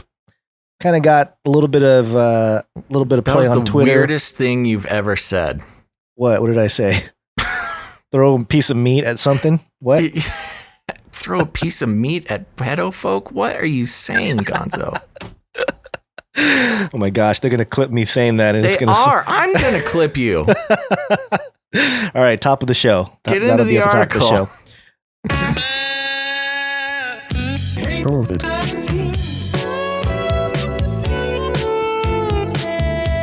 This is the very reliable RollingStone.com. Tom Hanks pleas for people to wear masks in the COVID-19 era. And it says Tom Hanks recounted his COVID-19 odyssey and shares a common sense plea for wearing a mask during an interview with Stephen Colbert in The Late Show Tuesday.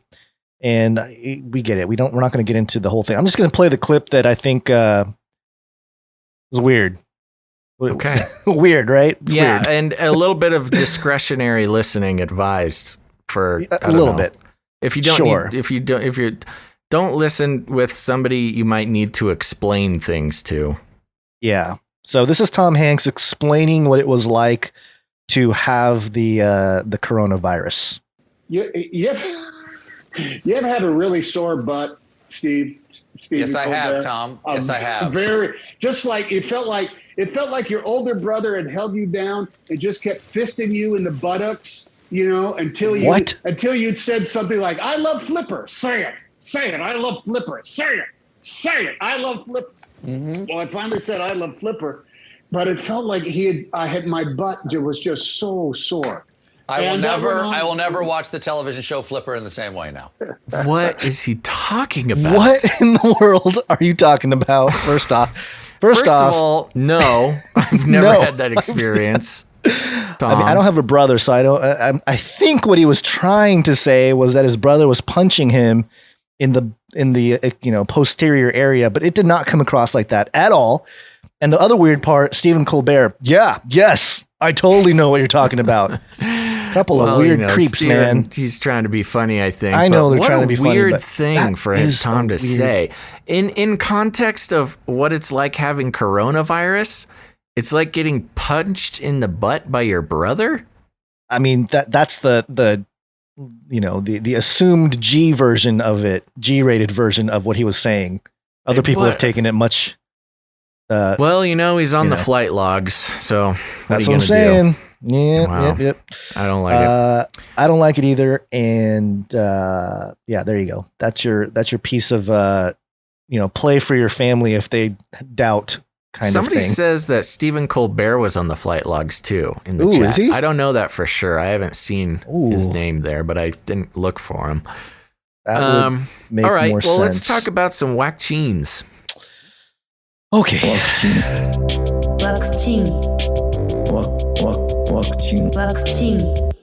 All right, we got a few of them here. This one is by the New York Times, which has a paywall, so MSN.com gave it to us. Yay! Of course, we know that a lot of these viruses, or the virus, has been a big test to see how much we can shut down the world economy and everything else.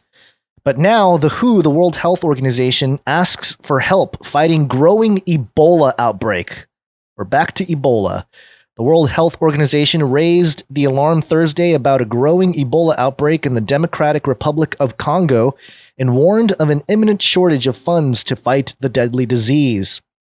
The organization said that 56 cases have been reported in Equator Province, which is greater than the total number of cases recorded in the province's last outbreak in 2018. Efforts to contain the coronavirus pandemic have complicated the response to the Ebola outbreak, according to Dr. Machi Shido Moeti, the WHO's regional director for Africa. Quote, "We must not let COVID-19 distract us from tackling other pressing health threats," Dr. Moeti said. Quote, "The current Ebola outbreak is running into headwinds because cases are scattered across remote areas in dense rainforests." The WHO said in the statement that it had mobilized $1.75 million to combat the Ebola outbreak, which was declared on June 1st, but that will only last a few more weeks. She called for another funding to help with vaccinations, testing, contract tracing, treatment, and health education. Another Ebola outbreak in the east of the country was declared over on June 25th after 2 years and 2,280 deaths. Dr. Michael Ryan, the executive director of the WHO Emergency Health Program, who has worked extensively on Ebola, said on Monday that as of July 12th, there were 17 deaths from the confirmed Ebola cases and 3 more from suspected cases, and it kind of goes on here. But point being, don't be distracted by COVID. Ebola outbreak. More money. This is human Ebola, not bunny Ebola? Human Ebola. Wow. Yes. Yeah. Well, the Ebola outbreak never actually ceased over there in Africa. We just kind of stopped talking about it. Yep. Because it didn't help political conversations. I'll give you a little update over here on CNN.com. Fantastic. I always love CNN. Love Communist. Chinese Communist Network. Okay. Do we get a jingle or what? Oh, you want the vaccine jingle? Vaccine.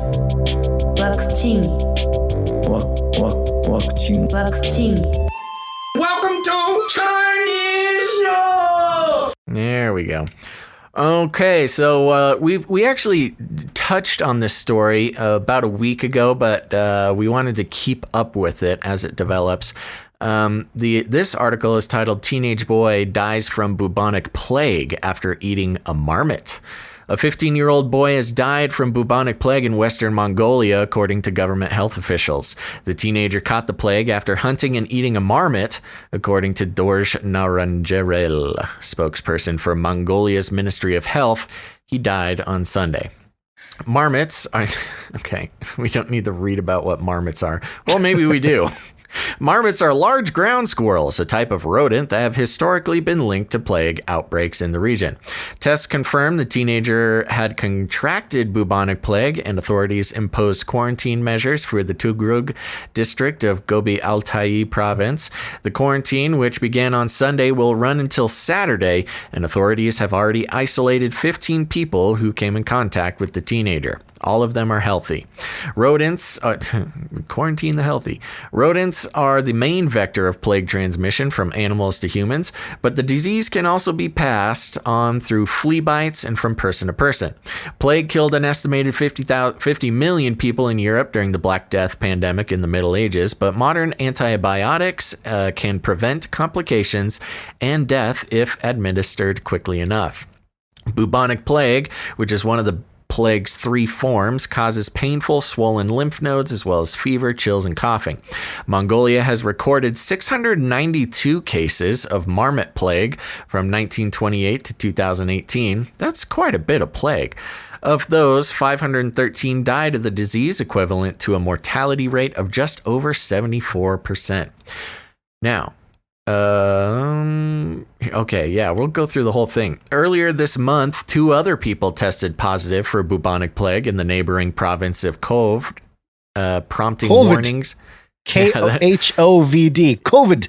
Yes, COVID, prompting warnings from officials in nearby Russia. Officials from Russia's Ministry of Agriculture and Food told citizens in the border area not to hunt marmots or eat marmot meat and take preventive measures against insect bites.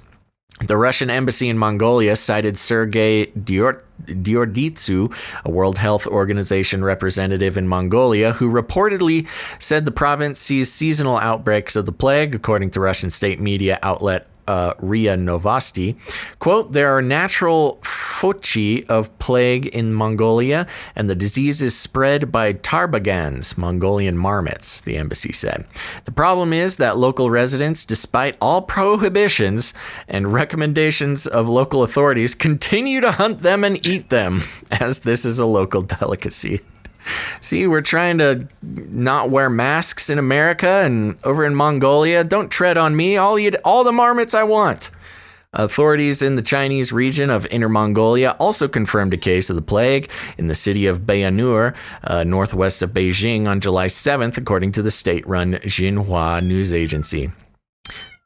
Can you hear that, kitten? Yes. Why are you yelling, kitten? What do you want? She's saying stop reading and stop reading the Chinese Communist Party propaganda. Okay, here's where it gets interesting. In 2019, a couple in Mongolia died after eating a raw marmot kidney, triggering a quarantine that left several tourists stranded in the region.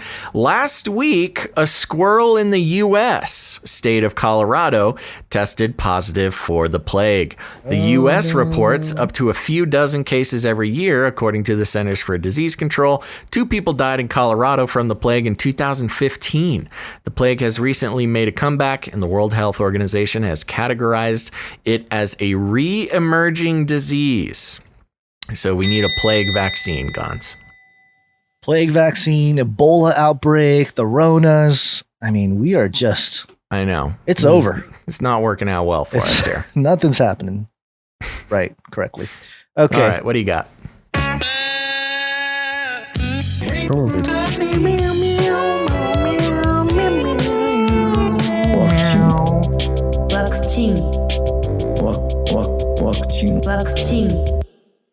Reuters.com, Russia trying to steal COVID-19 vaccine data, says UK, US, and Canada. Hackers backed by the Russian state are trying to steal COVID-19 vaccine and treatment research from academic and pharmaceutical institutions around the world, Britain's National Cybersecurity Center, the NCSC, said on Thursday. A coordinated statement from Britain, the US, and Canada attributed the attacks to Group APT-29, also known as Cozy Bear, which they said was almost certainly operating as part of Russia's intelligence services. Quote, "We condemn these despicable attacks against those doing vital work to combat the coronavirus pandemic," said NCSC Director of Operations Paul Chichester. Sounds British. Cybersecurity researchers said an APT29 hacking tool was used against clients located in United States, Japan, China, and Africa over the last year. Russian news agency RIA cited spokesman Dmitry Peskov as saying the Kremlin rejected London's allegations, which he said were not backed by proper evidence. In a separate announcement, Britain also accused Russian actors of trying to interfere in the 2019 elections by trying to spread leaked documents online. Russia's foreign ministry said those accusations were foggy and contradictory. Britain is expected to publish a long-delayed report into Russian influence in British politics next week. You get the point. There you go.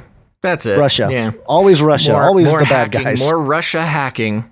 But now it's the evils of stealing our COVID info.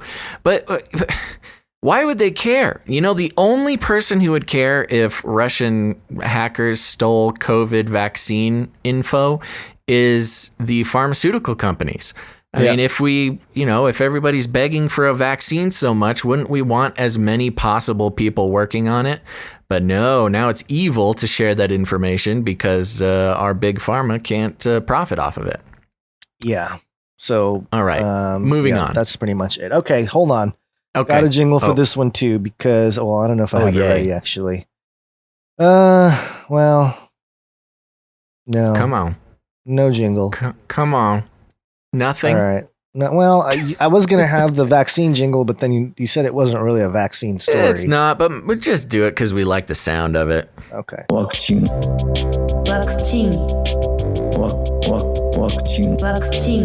Might as well throw a COVID jingle in there too. Oops. COVID.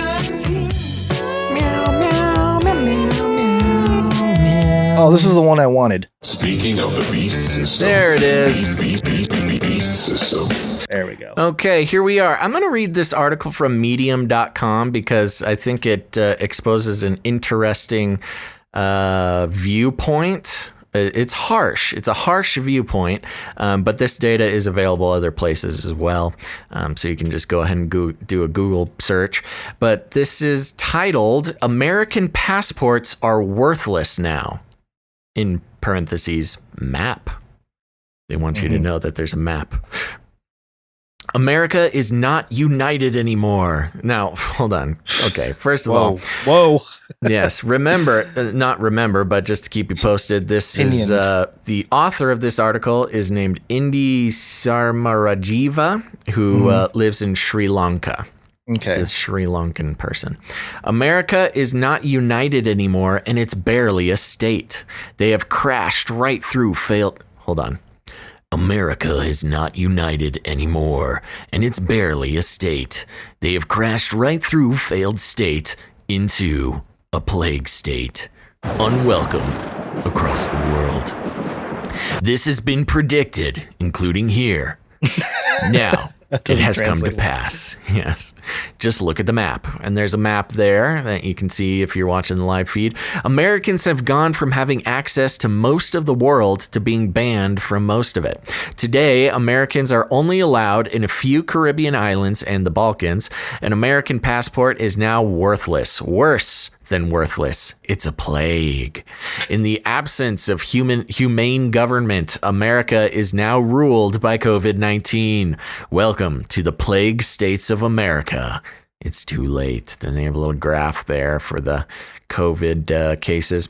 I think it is difficult for Americans to understand that they are, to use an epidemiological term, completely effed. Oh yeah, there's some bad words in this article, by the way.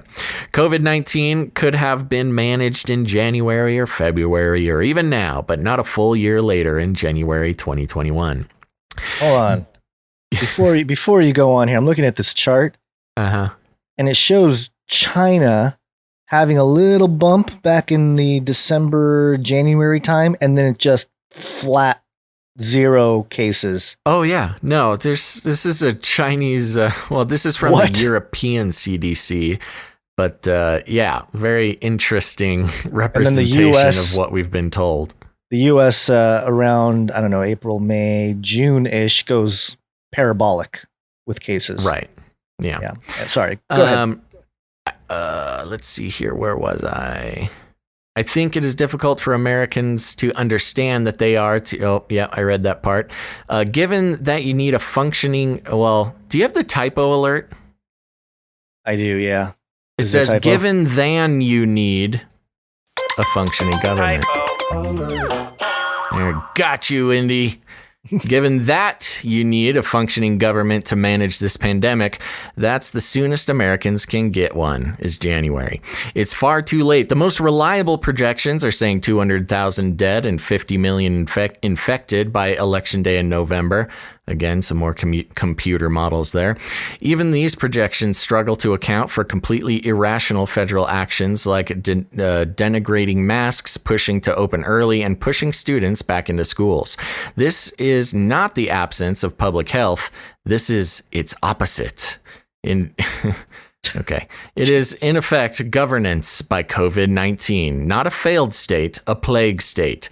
Even after Election Day, Donald Trump will still be in power for nearly 3 months until January 20th. Besides impeaching a dead duck president, there's nothing America can do but wait. We already did impeach him. So moving on. While COVID-19 grows ever stronger, grows completely out of control. That's not a sentence, but that is a sentence here. In a pandemic, days matter, hours matter. A year is entirely too late. America will be lucky to exit this pandemic with less than 1 million dead and 100 million infected. I know. So pessimistic. No source for that. No source for any of those numbers. The living will be lucky to exit their country within the next 5 years. Welcome to the club. Post-colonial BS and racism have made my Sri Lankan passport worthless for years. Now the American passport is worse. America has crashed straight through the third world into fourth. I don't think he knows what those words mean. Here is a list in total of all the places Americans can go. Most of them are small Caribbean islands. And he's right. So basically, we can go around the Caribbean. And then some notable other countries that we're only allowed to go to is Albania, Caribbean, Croatia. Oh, so okay. So if you go to Ecuador or Ireland, you have to have a 14-day quarantine to even. Yeah, let me get there. I'll get there. Okay. So Albania, which I will say this, I don't know if they are listening right now, but I had a guest on the Joyspiracy Theory who lived in Albania, and they said that it's the best place for Americans to go. Apparently, they love Americans there, so Albania might be the place to go. Croatia, which is also a beautiful place. Ecuador, let's see, Ireland, South Korea, Kosovo, Lebanon, Mexico, okay, Turkey, Ukraine, UAE, and UK. So Jamaica, there's some yes, that's in cool the Caribbean, runnings. Yeah, I'm on. So there you go. Those are to my quickest run through that list. Those are the non-Caribbean places you can go. Oh, Serbia included in there. American, again, another typo. American now have access to exactly 24 states, 5 more if they want to endure a 14-day quarantine on the end. Americans have gone from world power to getting the side eye from Ecuador in a matter of months. Right now, Americans are only really welcome on remote islands or at corralled resorts in Mexico, where they can be isolated from everyone else. It's not that other nations don't want to welcome Americans, they just can't. The point of a passport is that a sovereign power vouches for its bearer, but America can't vouch for the health of their citizens at all.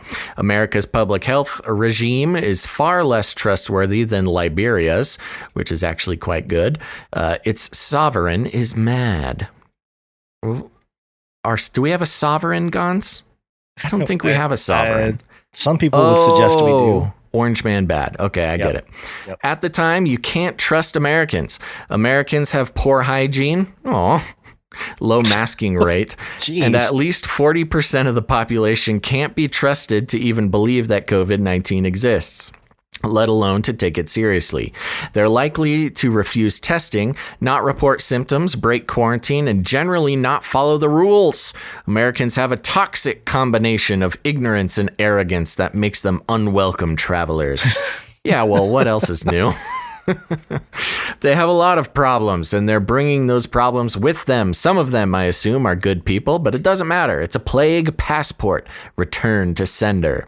That's the near future of the United States, an epidemic that spreads largely unchecked until next year, a population too unprotected and ignorant to be allowed anywhere else. A world that largely suppresses the virus from Mongolia to Ghana to Trinidad to Tobago, but which has to keep America in isolation. In the end, Trump did what he said. He built a wall around America and made the world pay for it. He just never told Americans that they'd be stuck inside. Boom, boom, boom, boom, boom, boom. So very aggressive writing here towards Americans in America. You know, I don't know. Maybe it's deserved. Maybe it's not. But the point of this being that it is true. I mean, Americans right now are banned from most places traveling. And when we consider, you know, the beast system, you can almost imagine the United States, you know, it's been talked about as it being a prison state or a police state. Well, you know, if your passport won't allow you to travel outside the country, then it kind of is pretty close to a prison state. Yeah. I like how this guy is so like, you know, Americans are ridiculous and just not good slaves, basically, you know?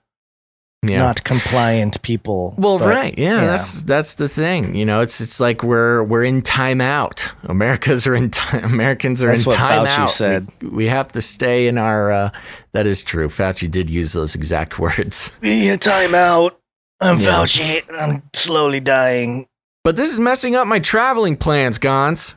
Yeah, it's too bad. You are you just need to travel in time. Like you had been, and you'll be fine. I know. I can just set my machine to 2018, even 2019, and travel anywhere I want. But what's the fun in that, you know? Just run around warning people that it's all going down. Nobody believes you. Yeah.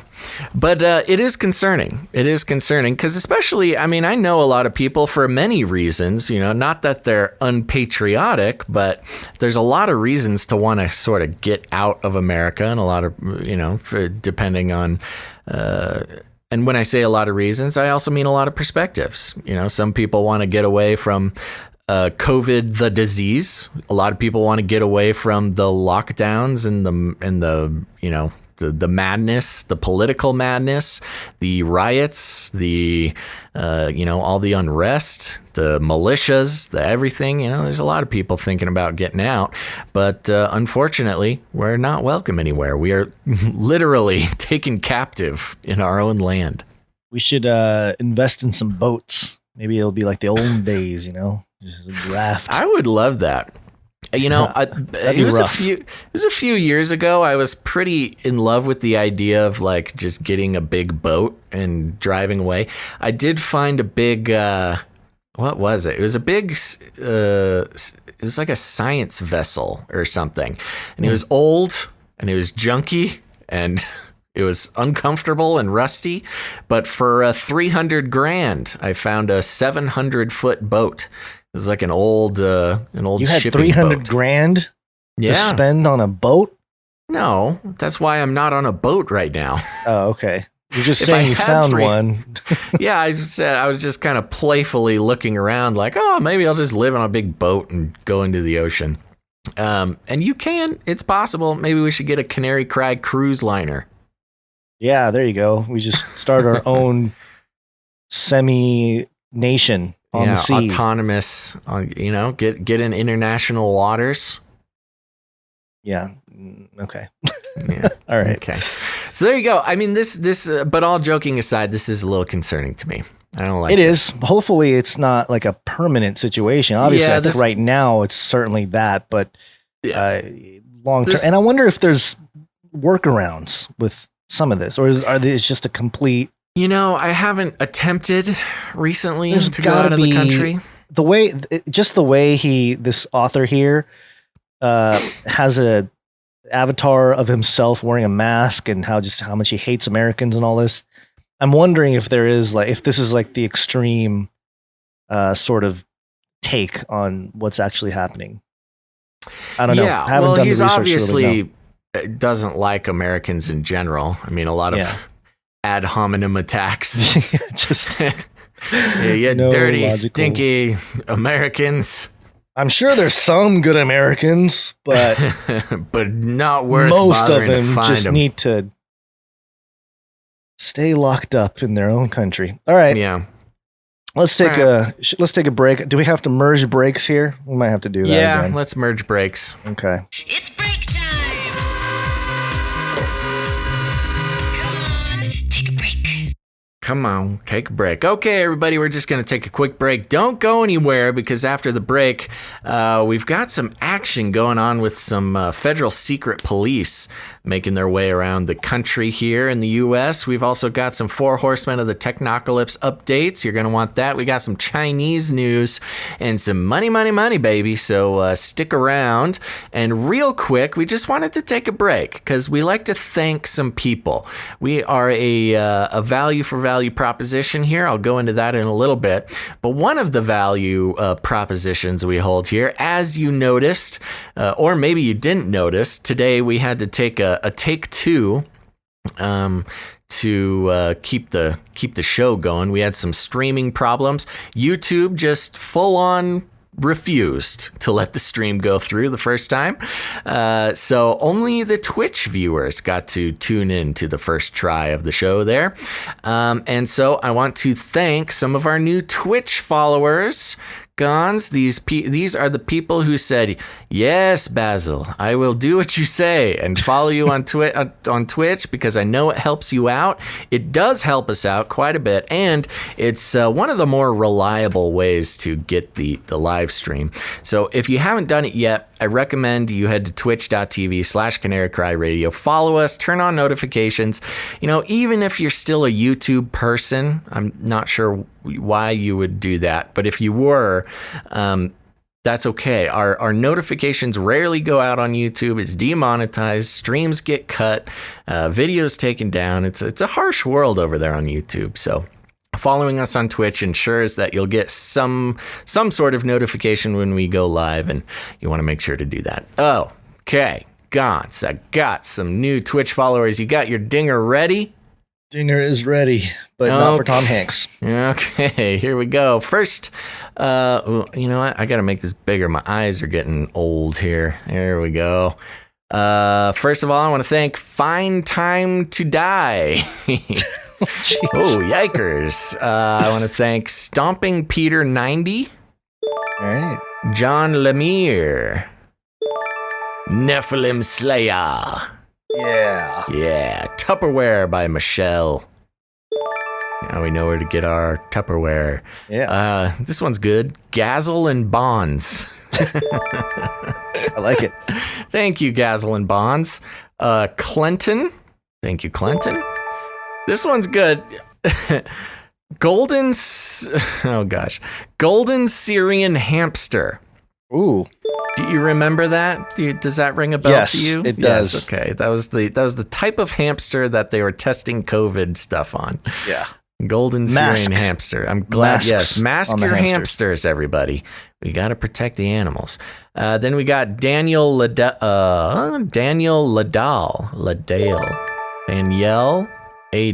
I'm sorry. Wandering Air. Purple Sage 15. Love y'all on here. Followed us again. I guess you get another shout out. Love y'all on here. Here's a good one, Gons. First Lady Kim Kardashian 2024. Oh boy. We've got the future First Lady Kim Kardashian following us. Gons, we're doing okay. Yeah. Still waiting for that Illuminati check, though. Kramer 2442. Extreme Ellie. Ricer 123. Hirsch 20. Yahe. And I think that is it. Did we thank Karen Maxwell 2020 last show? I feel like we did. But I think we did. I just saw it and I wanted to say it again. And of course, just because I'm looking at him here and I saw him in the chat, thank you, William Steele. Will Steele. Famous Will Steele. Whistleblower. Famous jewel thief. Famous jewel thief and Maxwell whistleblower. Glad to have you in the chat here, Will Steele. So there you go. Those are our new Twitch followers, Gons. Thank you guys so much for being here. It really means a lot. We appreciate it and recommend everybody at least go follow us on Twitch as a backup, if nothing else. Now, since we're going to smash up our breaks here, I'm getting rid of this. No longer doing that. Okay, we're not gonna take another break later on in the show. We are just going to do what we do here, and I want to let you know about our value for value model. Are you excited, Gonzo? Ooh. That is about as excited as I've heard you recently. Yeah.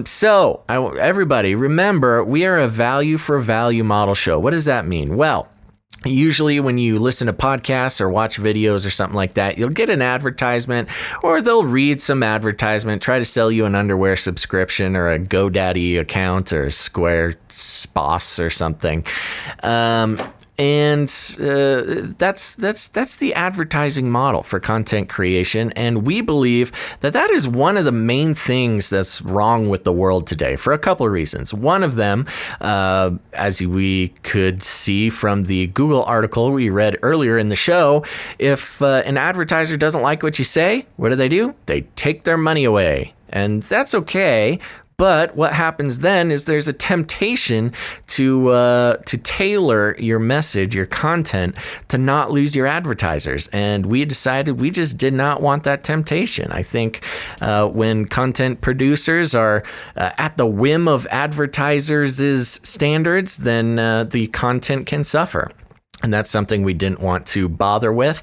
Also, advertising dollars are predicated on the amount of attention that you can garner, how many listeners, how many viewers, and that leads certain people to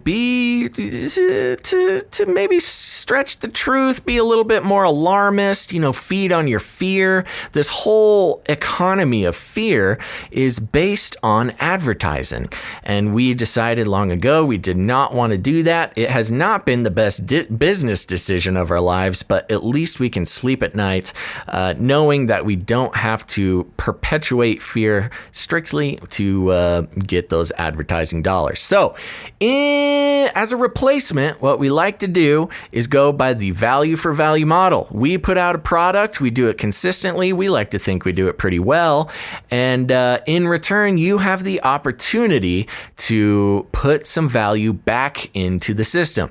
Now you may think this just sounds like you're asking for donations. Well, we used to call them donations, but then we realized that isn't really correct, because this is the real world. We're not in some Disneyland version of, YouTube video economy, okay? This is the real world. If you help pay for a show, you are a producer of the show.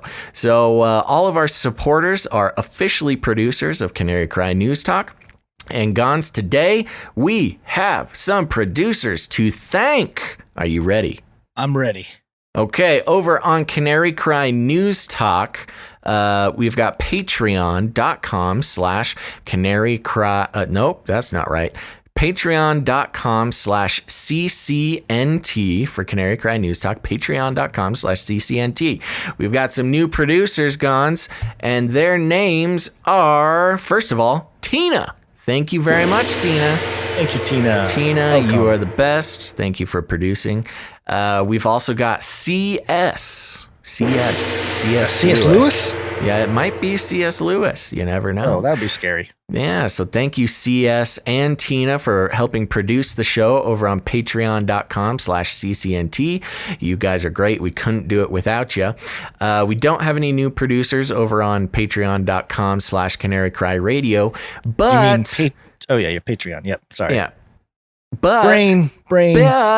But folks, we understand a lot of people don't like Patreon, and that's okay, because if you're still looking for a way to become a producer, you can head to canarycryradio.com/support. Oh, totally messed that one up. Hold on. canarycryradio.com/support. Ah, yeah. So, canarycryradio.com/support has other options for becoming a producer. We've got PayPal options. You can sign up to help out the show every month, or if commitment's not your thing, you can do a one-time support amount there, as well as some cryptocurrency. And Gons, who do we have coming in on PayPal? PayPal, we have a couple producers. Thank you to Sam. New producer Sam. Thank you, Sam. Also Kyle over at Kyle. Thank you, Sam and Kyle, for coming in on canarycryradio.com support. We love that. Also, if you want to support us with cryptocurrency, you got to send us an email, because if cryptocurrency comes in, it's anonymous. We don't know who you are, but that's okay. It's a great way to anonymously support the show. And I support your decision. We should say, you send us crypto, we send you back triple crypto.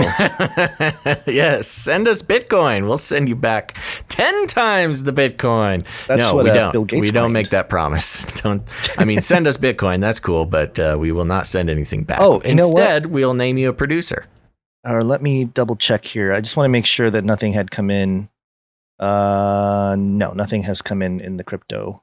Okay. Since our last time that came in, which was Sam and Kyle crushing it, says the Thundercunder in the chat. Yeah, you are precisely right, the Thundercunder. Okay, and now there's other ways to support the show. We realize that finances are tight for a lot of people, and that is okay. We pray the best for you. But you can also support the show by creating art, whether that's graphic art, fine art, also jingles. You know, a lot of our jingles now are producer made and sent to us. And you can create some show themed songs, if you're a musician, and we'll play that on the Canary Cry mixtape at the end of the show. And the key word there is, if you send art or jingles or music, we appreciate all the creativity of our listeners and our producers. But if we're going to play it on the show, it needs to be related to the show in some way. Again, we appreciate all of our creative listeners, but we're not just like a scrapbook to catch all creative work.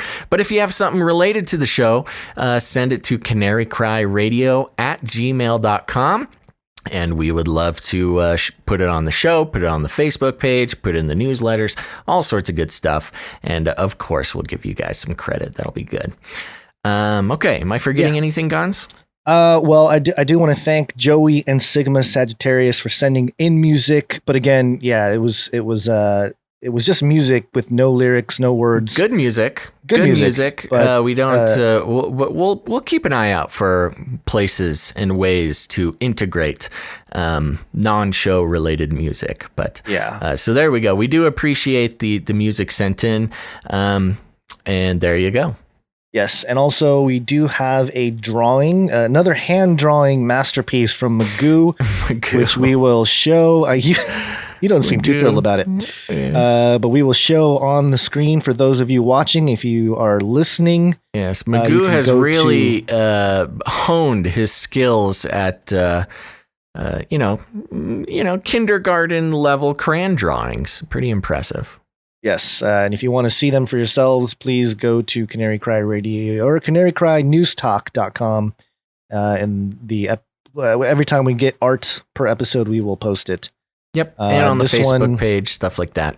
Is that us riding a canary? Is that what's going on here? Yes, it's you and me. We're riding a giant canary through the sky, and there's some nice mountains there, and there is some text at the bottom that says Basil and Gons on a giant canary, one of them crying. I'm not sure which one of us is crying, but one of us is sad about this situation.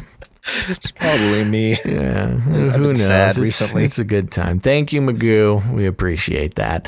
And remember to check out the show notes. We got a lot of people asking about links to articles that we read in the show here. We don't really have the time or the attention or the energy to post these links live in the chat, but go to canarycrynewstalk.com.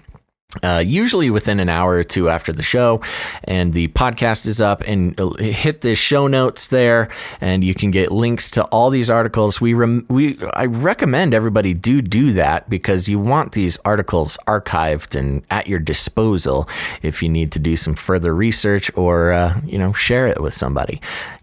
If you're talking nonsense on Facebook and somebody says, link it, bro, show me a source. Well, we are your source for sources. All right. Are we good? I think we're good. Let's wake up. And wake up. Yes, it's wake up time. Hey, yo, wake up. Wake up time. Okay, Gons, I moved this story, you'll notice, and it's because I looked at the time and I really want to get to it. So I'm going to read from, I lost control of my hand. I'm reading from news.yahoo.com, and the article is titled Unidentified Federal Agents in Camo and Rented Unidentified federal agents in camo and rented minivans are grabbing people off Portland's streets. President Trump has sent an unknown number of federal agents to Portland, Oregon, ostensibly to project federal property. Again, a typo there. Is it supposed to be protect? I think it's protect, because they say it later on. Typo. So it's ostensibly to protect federal property amid weeks of protests against racism and police brutality. But federal officers, quote, are also detaining people on Portland streets who aren't near federal property, nor is it clear that all of the people being arrested have engaged in criminal activity, OPB reported Thursday evening.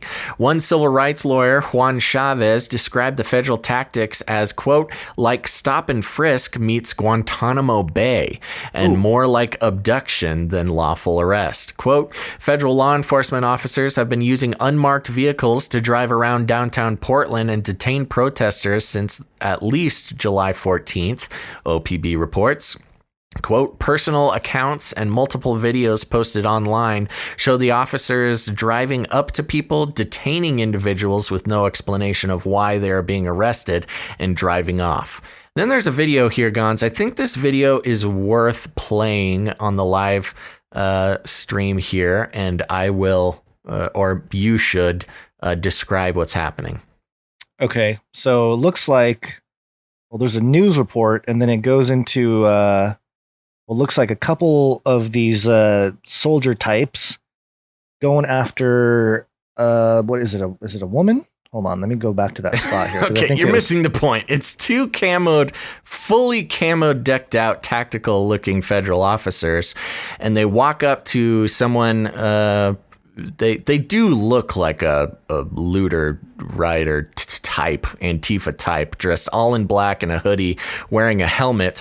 They just walk right up to him, take them by each shoulder, and walk them towards a minivan and put them in a minivan, which is pretty crazy. There's no talking. There's no, there's no reading your rights. There's no asking what's going on. It seems, the video shows, that they just walk up, nab them, and take them away. The one thing that was a little suspicious, a little sus, as the Gen Zers say, was that this Antifa type looking person did not put up a fight at all.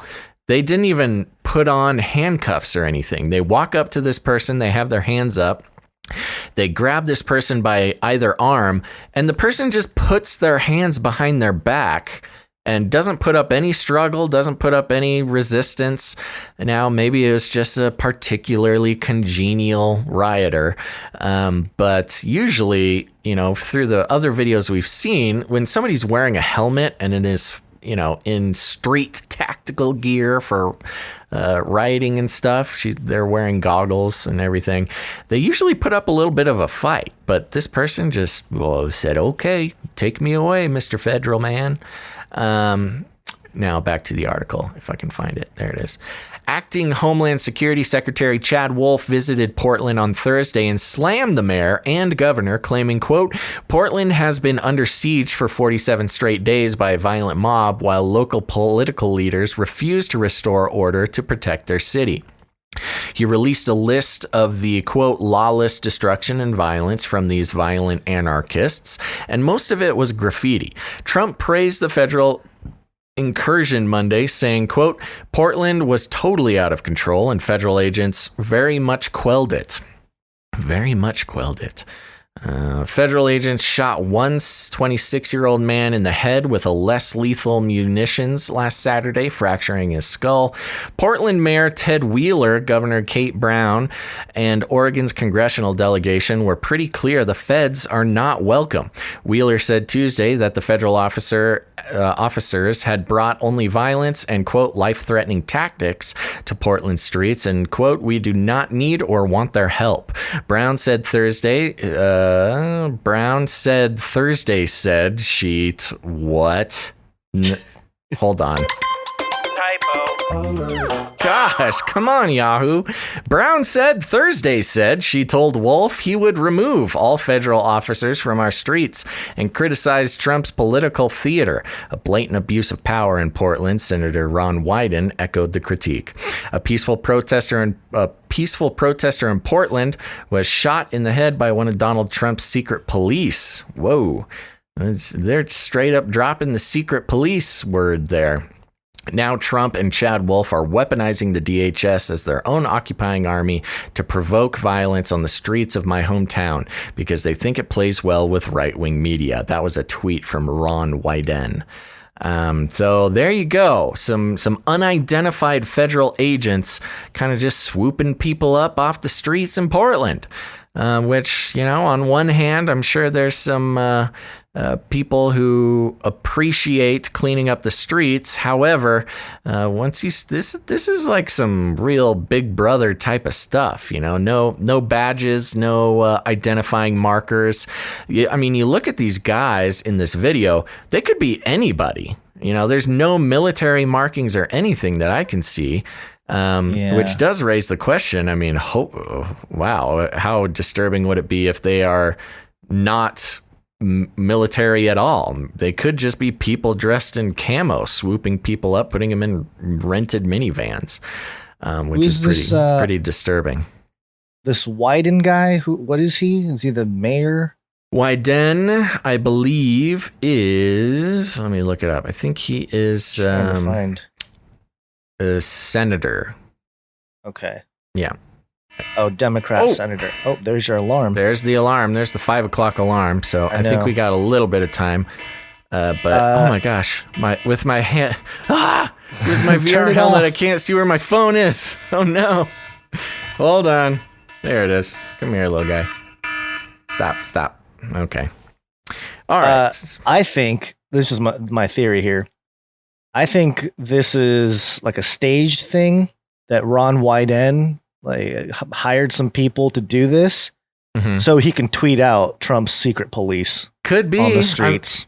I mean, that's the thing. There's no military markings on these guys.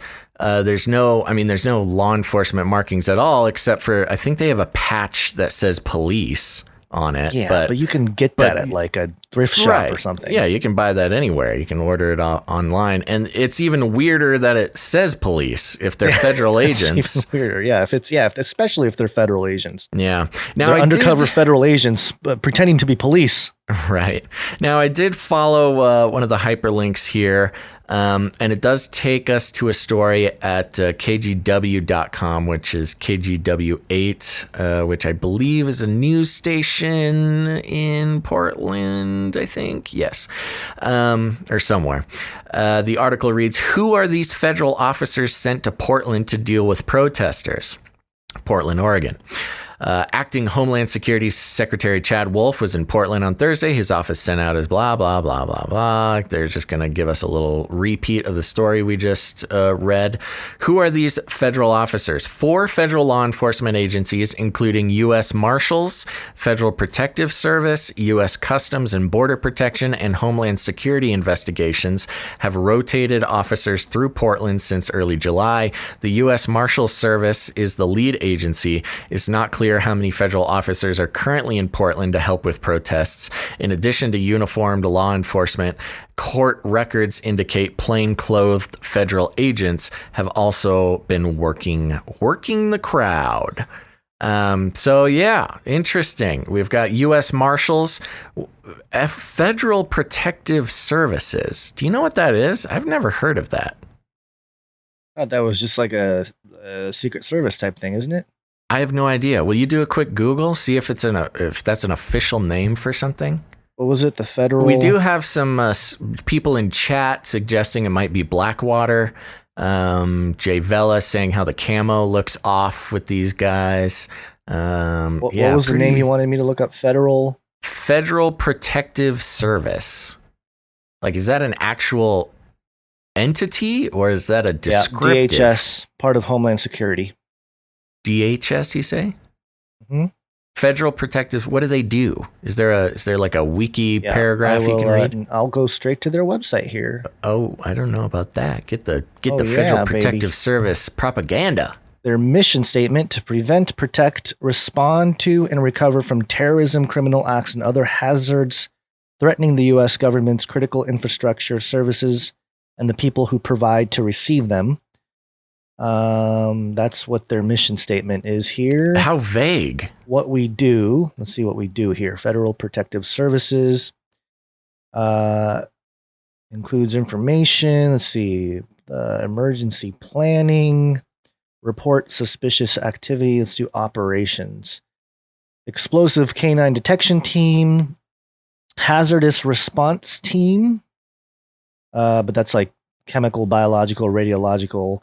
Yeah, so it seems like just like an all-purpose kind of secret police. Yeah, Operation Shield, Protective Investigations Program, prevents targeted violence or threats of violence in or near FPS monitored facilities by engaging in interagency coordination and partnerships. Yeah, I don't know. Just it doesn't sort seem of a like nondescript federal law enforcement agency.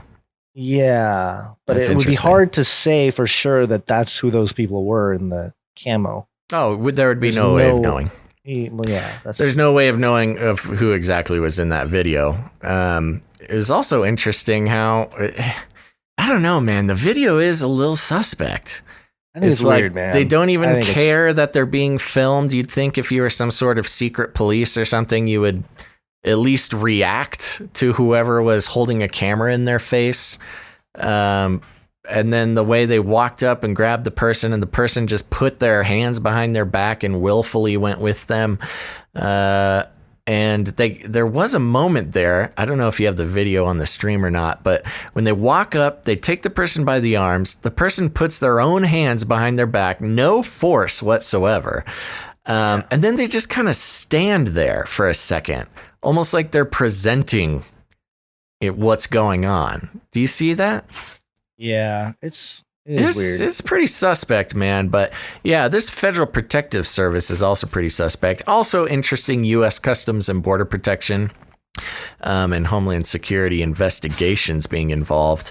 I believe because it's a port city, the Border Customs and Border Protection do have authority in the region. But yeah, I don't know, man. Interesting, kind of spooky just having federal agents come and swoop you up and you disappear in an unmarked rented minivan. Yeah, sounds legit. sounds totally like what Trump would do, you know? Yeah. Just bust out the guys in military or army or camo and just go for it. I don't know. I'm going to keep an eye on this. I'll let everybody know if something comes out of it. Okay. Sounds good. All right. Do we have time for one more? We have time for one more. Yeah, all right, let's do a couple. Let's do a couple more. Okay, I want to do this one here. This is the story that we didn't get to last time, and it involves one of the horsemen of the Technocalypse. Anytime you see the four horsemen, it's something special. You are already sort of a cybernetic symbiote. Neural nets are taking over from regular programming. So you are connected. Trying to find the story up here. Let me get to it. Oh, by the way, Gaia X, the EU, getting their own cloud computing service and calling it Gaia X. Nice. Where's the story? Oh, here it is. Yeah, this is a fun little story here. This is from WIBC.com. Scientific breakthrough. Could Elon Musk's brain chip lead to cure for liberalism? I did see this article. That's funny. Yeah.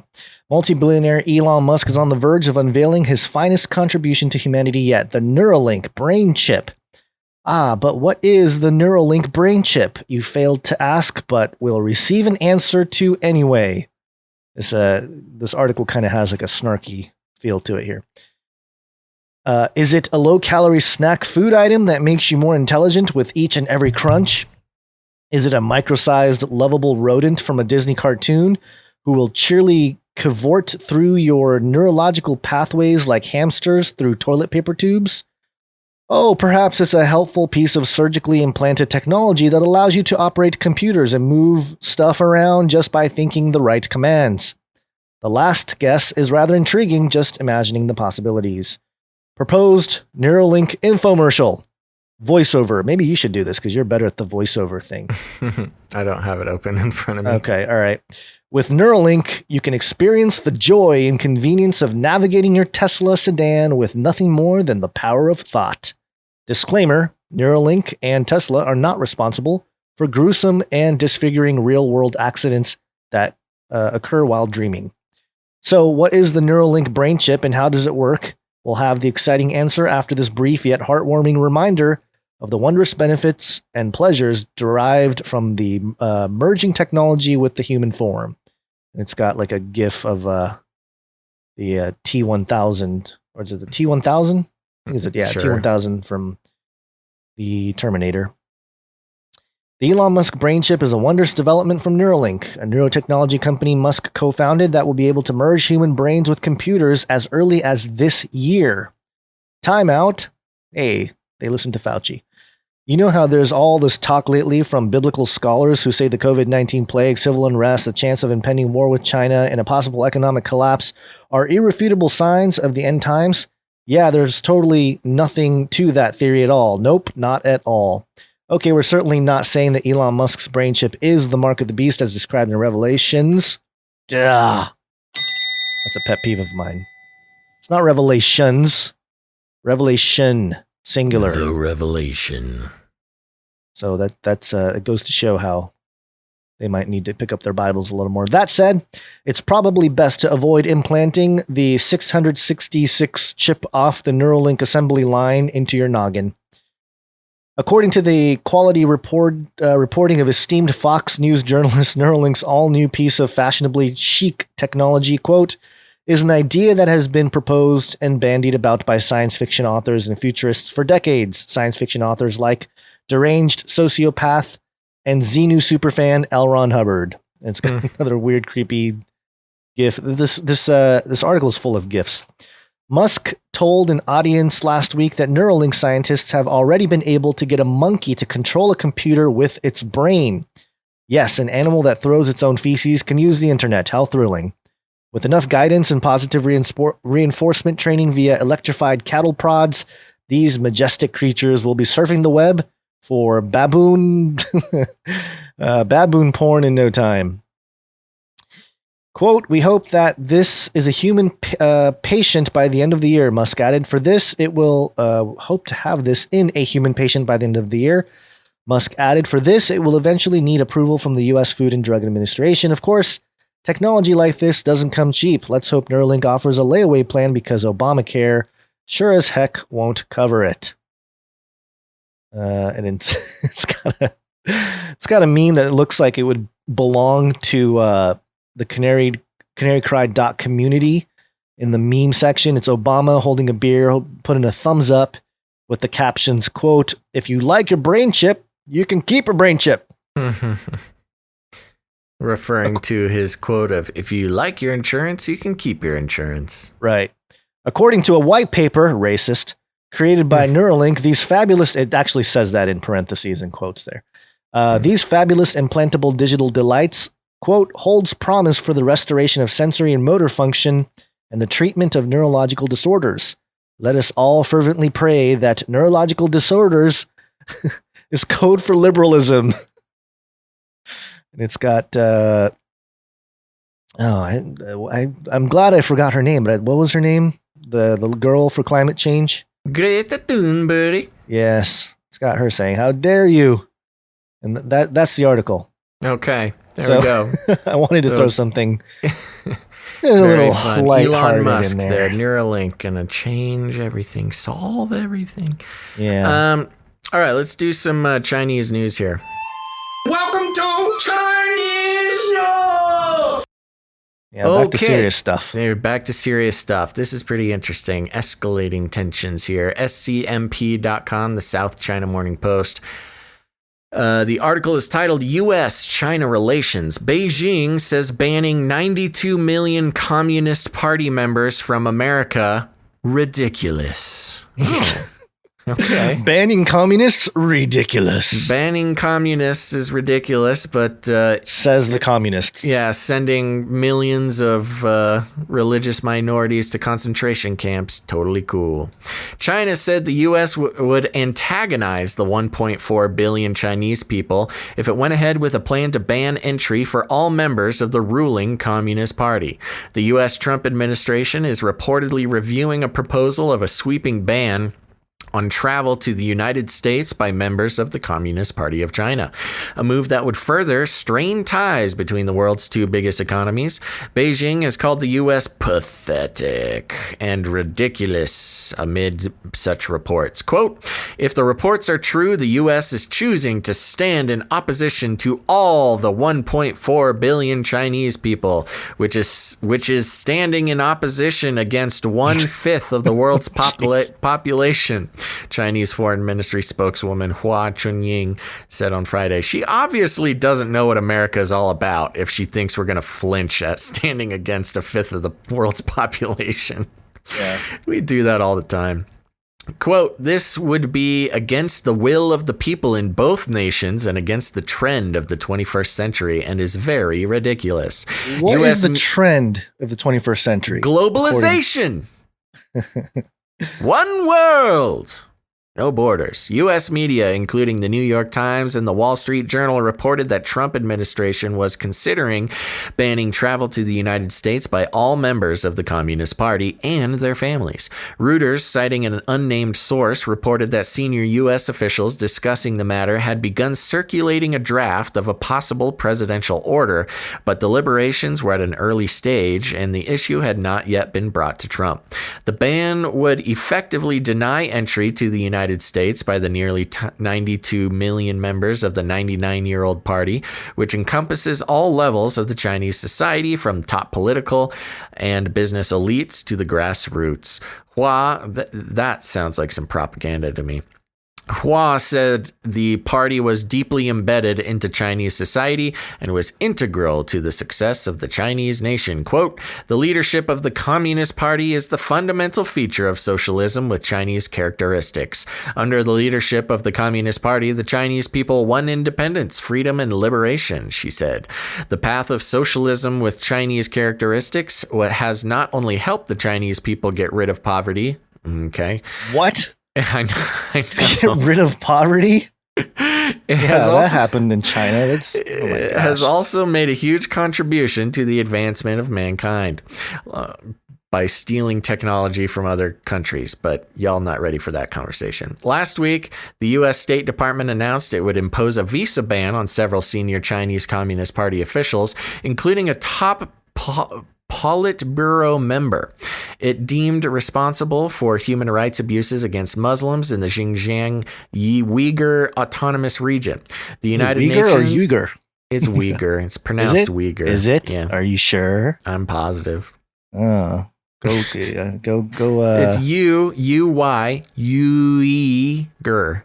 The United Nations has estimated more than 1 million Muslims have been detained in camps there for political re-education, but Beijing claims they are vocational training centers aimed at countering religious extremism. Hua said the U.S. had no right to deny the choices made by the Chinese people. Quote, no country and no one has the right to deny the choice made by the Chinese people or the path they have chosen that has been proved to be correct. Okay. Nor do they have the ability to stop China from continuing down the path of socialism with Chinese characteristics. That's an interesting repetition she keeps using. Socialism with Chinese characteristics, she said. Yeah, you think Orange Man is bad with all of his totalitarian dictator, lingo. Yeah. But my goodness, the CCP there. I know. This is so wild and a very interesting example of Chinese propaganda. So abhorrently offended that Trump would want to, restrict actual members of the CCP. This is not even necessarily geared towards Chinese individuals. This is CCP members. And just to remind everybody, over half of the FBI's recorded counterterrorism cases open right now are against Chinese espionage agents. Well, why would they want to be here? That's my question. Because they want to steal information. I know that, but with so many cases open against them, I guess they just think, oh yeah, of course, the American judicial system and all that. Yeah, sure, but we're gonna stay here anyway and infiltrate you. Just to remind everybody, yes, China with their programs like the Thousand Talents programs have embedded many CCP members within academic and scientific institutions. Many of them recently have been sent to prison for stealing secrets from those institutions and sending them off to China. China got busted secretly implanting chips into phones and computers manufactured in China that was sending info, back to the CCP. TikTok, a CCP-owned app, is the biggest security threat to American individuals ever. To the American youth. Yes, specifically the youth. And not to mention their actual concentration camps filled with 1 million Uyghurs, and the crackdown on Hong Kong, where Hong Kongers, among all the problems that the United States may be having right now, Hong Kong citizens waving the American flag, begging for Trump to save them from China. So anyways, all this to say that China is so offended that we would consider banning specifically members of an enemy political party is just delightful.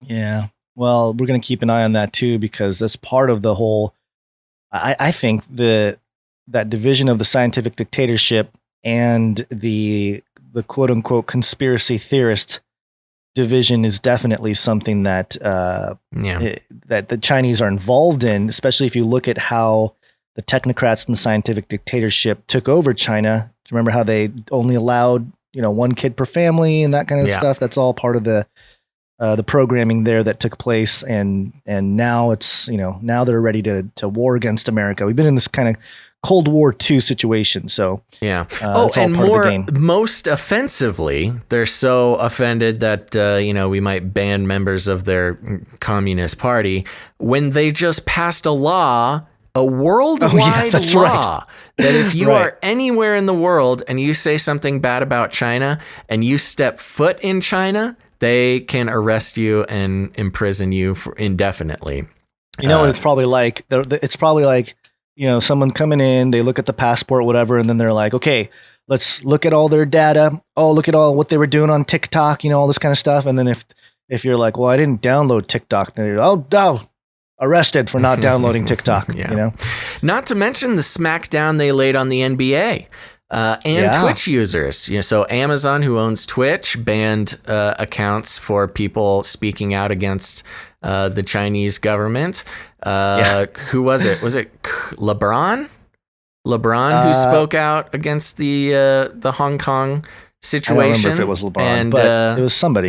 But the NBA is in the pocket of the CCP because 1.4 billion people, that's a big market for an entertainment industry like the NBA. And so if you're an NBA player, you are banned from saying anything negative about the CCP. So, well, it's funny. It's hilarious, actually, because so the NBA starting up again, and they have all these social justice sayings that they can have on the backs of their jerseys instead of their names. Mm-hmm. And so there was a huge list of, Black Lives Matter and freedom. There's all kinds of words they picked there. And so people were starting to order some of these jerseys that you can put custom messages on their back. And somebody tried to put F Hong Kong, like the full word there, the F word Hong Kong, F Hong Kong. And it went through, you can print that. But they also tried free Hong Kong, and that was not passed. Like you can't print that on the back of a jersey. So, wow. That's crazy. Yeah, pretty crazy how that's going down. One more quick story and then we can call it a day. Do we have time? I think we can do it. Yeah, one more.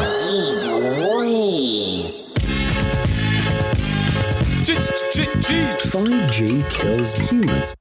5G kills humans, but not in this story. Newsweek.com, surgeon using robots and 5G performs operation on cadaver patient from 10 miles away. 5G technology won't just let you browse the internet faster than ever. It will also open up the possibilities of futuristic medical procedures, experts say.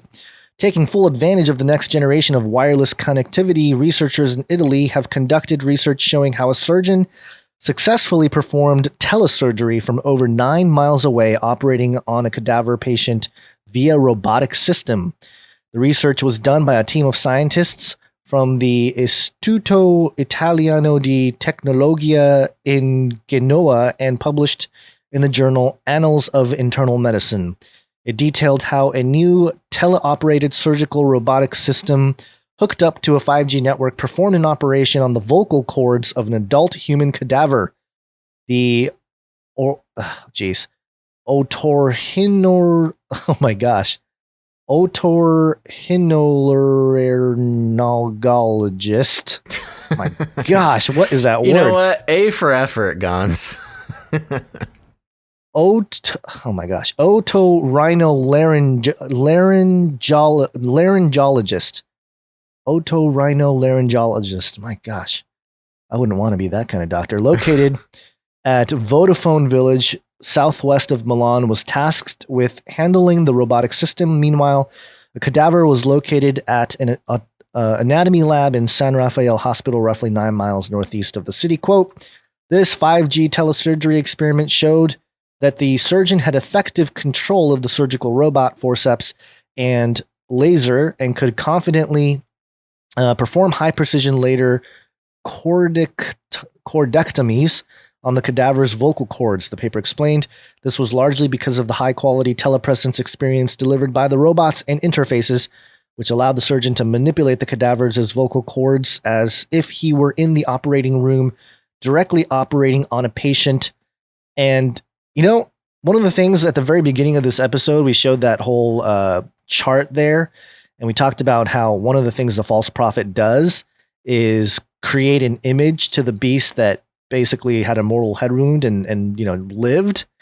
And I'm not saying that 5G surgeries, telesurgeries, is going to be used in that process, but it's interesting how we're starting to use all this technology to be remote and have these robots be able to go in and do some pretty sophisticated and probably even more, as time goes on, more precise types of surgical procedures that the human hand can't do. And obviously there's already robots that do a lot of that stuff, but even from far away now with the 5G added to it, just something to keep an eye on, because a lot of the technology we've always known that it's going to be pushed out as, hey, it's a good thing. It's a good thing that we're healing ourselves with nanobots and, DNA fixing and CRISPR, and now 5G is going to be used to better mankind.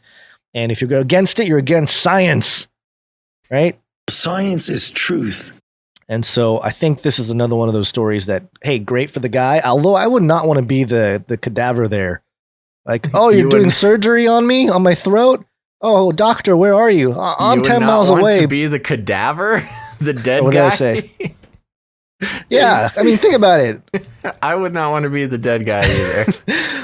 but I mean, yeah, but as time goes on, it's like, where's the doctor? Yeah, don't worry, he's in a lab somewhere. This robot's gonna be his arms and eyes and.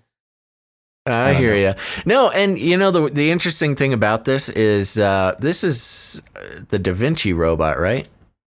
I don't know. I think it is, or at least a Da Vinci related robot, which actually has been around for a while. I mean, we were reporting on remote surgery robots since the beginning of this show years ago, and so the actual remote surgery is not that interesting. That actually happens. Yeah.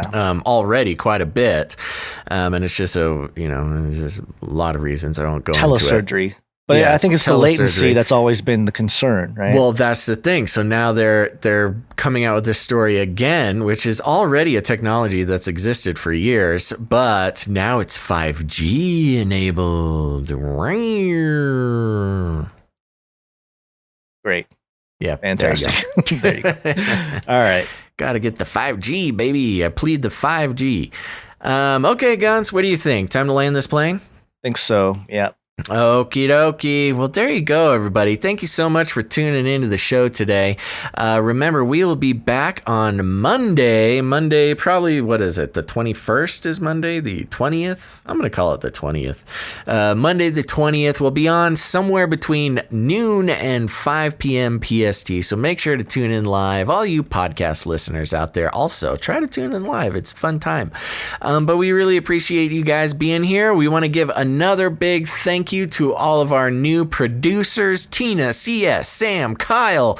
You guys are the best. And remember us for Monday's show, because we want to be able to give some credit out to some new producers. Remember, we're the value for value model, which means we don't believe in earning your trust, earning your attention, and then turning around and selling it for our own personal gain. We, as we discussed earlier in the show, we believe that the current advertising model is part of why the world is on fire right now. So if you value this show, whether you've listened to it once or 10 times or 100 times, whatever it's worth to you, consider becoming a producer. First of all, it helps us out a whole bunch, makes us all feel warm and fuzzy, helps us keep the baby bottles full and the cat food bowl full, and keeps the show coming. If it wasn't for our producers, we couldn't keep doing the show. So we really appreciate that. And you get what you put into it, or you put in what you get out of it. Either way, you can't go wrong supporting the content producers, the news analysis, the keeping an eye on the stories that you need to keep an eye on. Just consider joining the club of producers. We appreciate that very much. Remember, you can go to patreon.com/CCNT. You can go to patreon.com/Canary Cry Radio. But most musically of all, you can go to canarycryradio.com/support.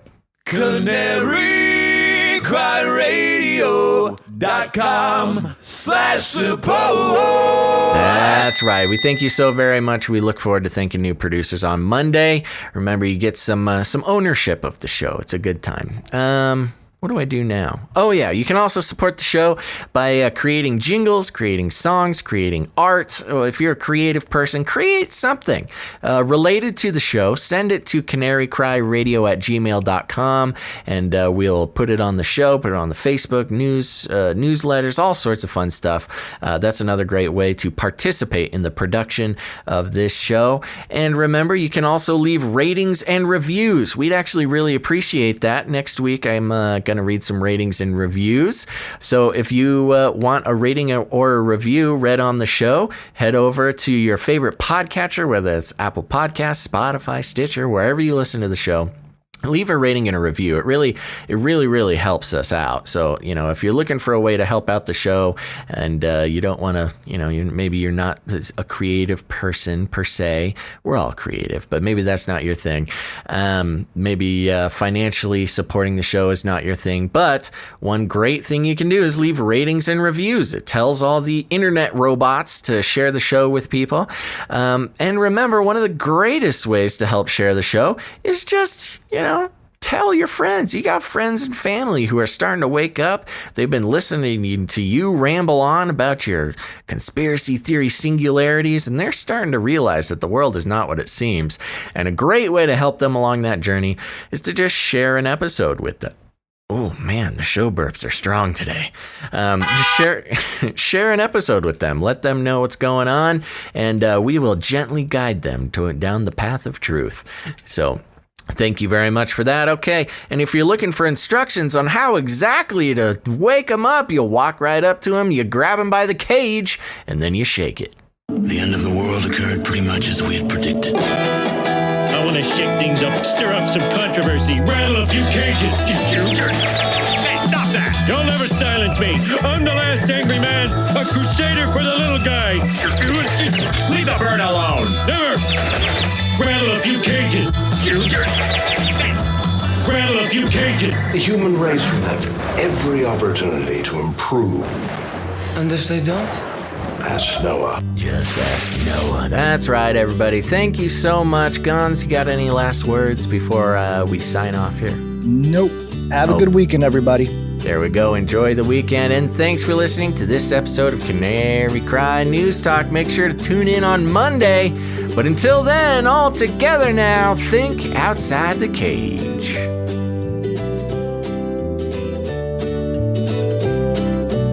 Look it up. Aliens.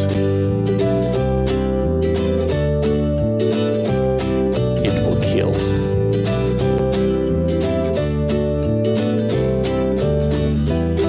Stop this progress before it is too late.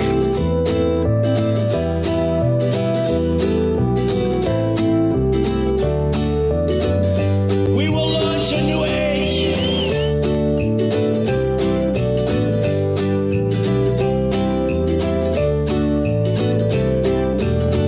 Some bubble bath are gonna help me.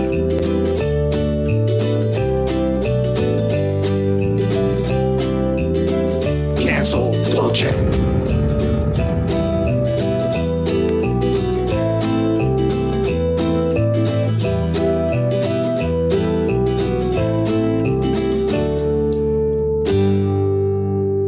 I want to shake things up, shake things up. I want to shake things up, shake things up. Leave the bird alone. I want to stir up some controversy. I want to rattle a few cages. I want to rattle a few cages. I'm the last angry man. You'll never silence me. I'm the last angry man. I'm the last angry man. You'll never silence me. I'm the last angry man. A crusader for the little guy. Little guy. Little guy. Well, we'll see about that. Whatever, Illuminati. In the future, humans will be confined in a people's zoo. People, I'll keep you safe and warm in my people's zoo. I'll keep you safe and warm now in my people's zoo. You and you in my people's zoo. I'll keep the cameras on.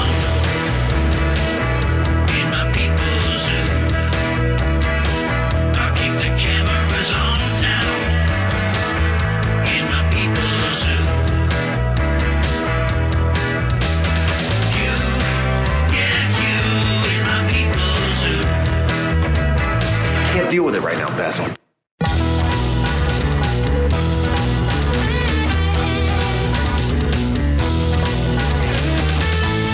I'll keep you warm and safe in my people's zoo.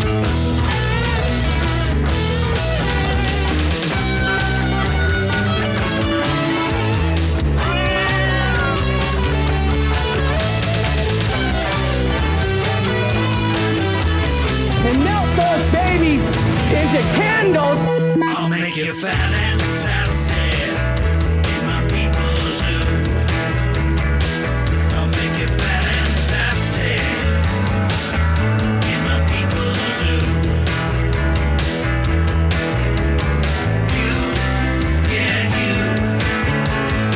You get you. You get you in my people's zoo. I'll keep you warm and safe in my people's zoo.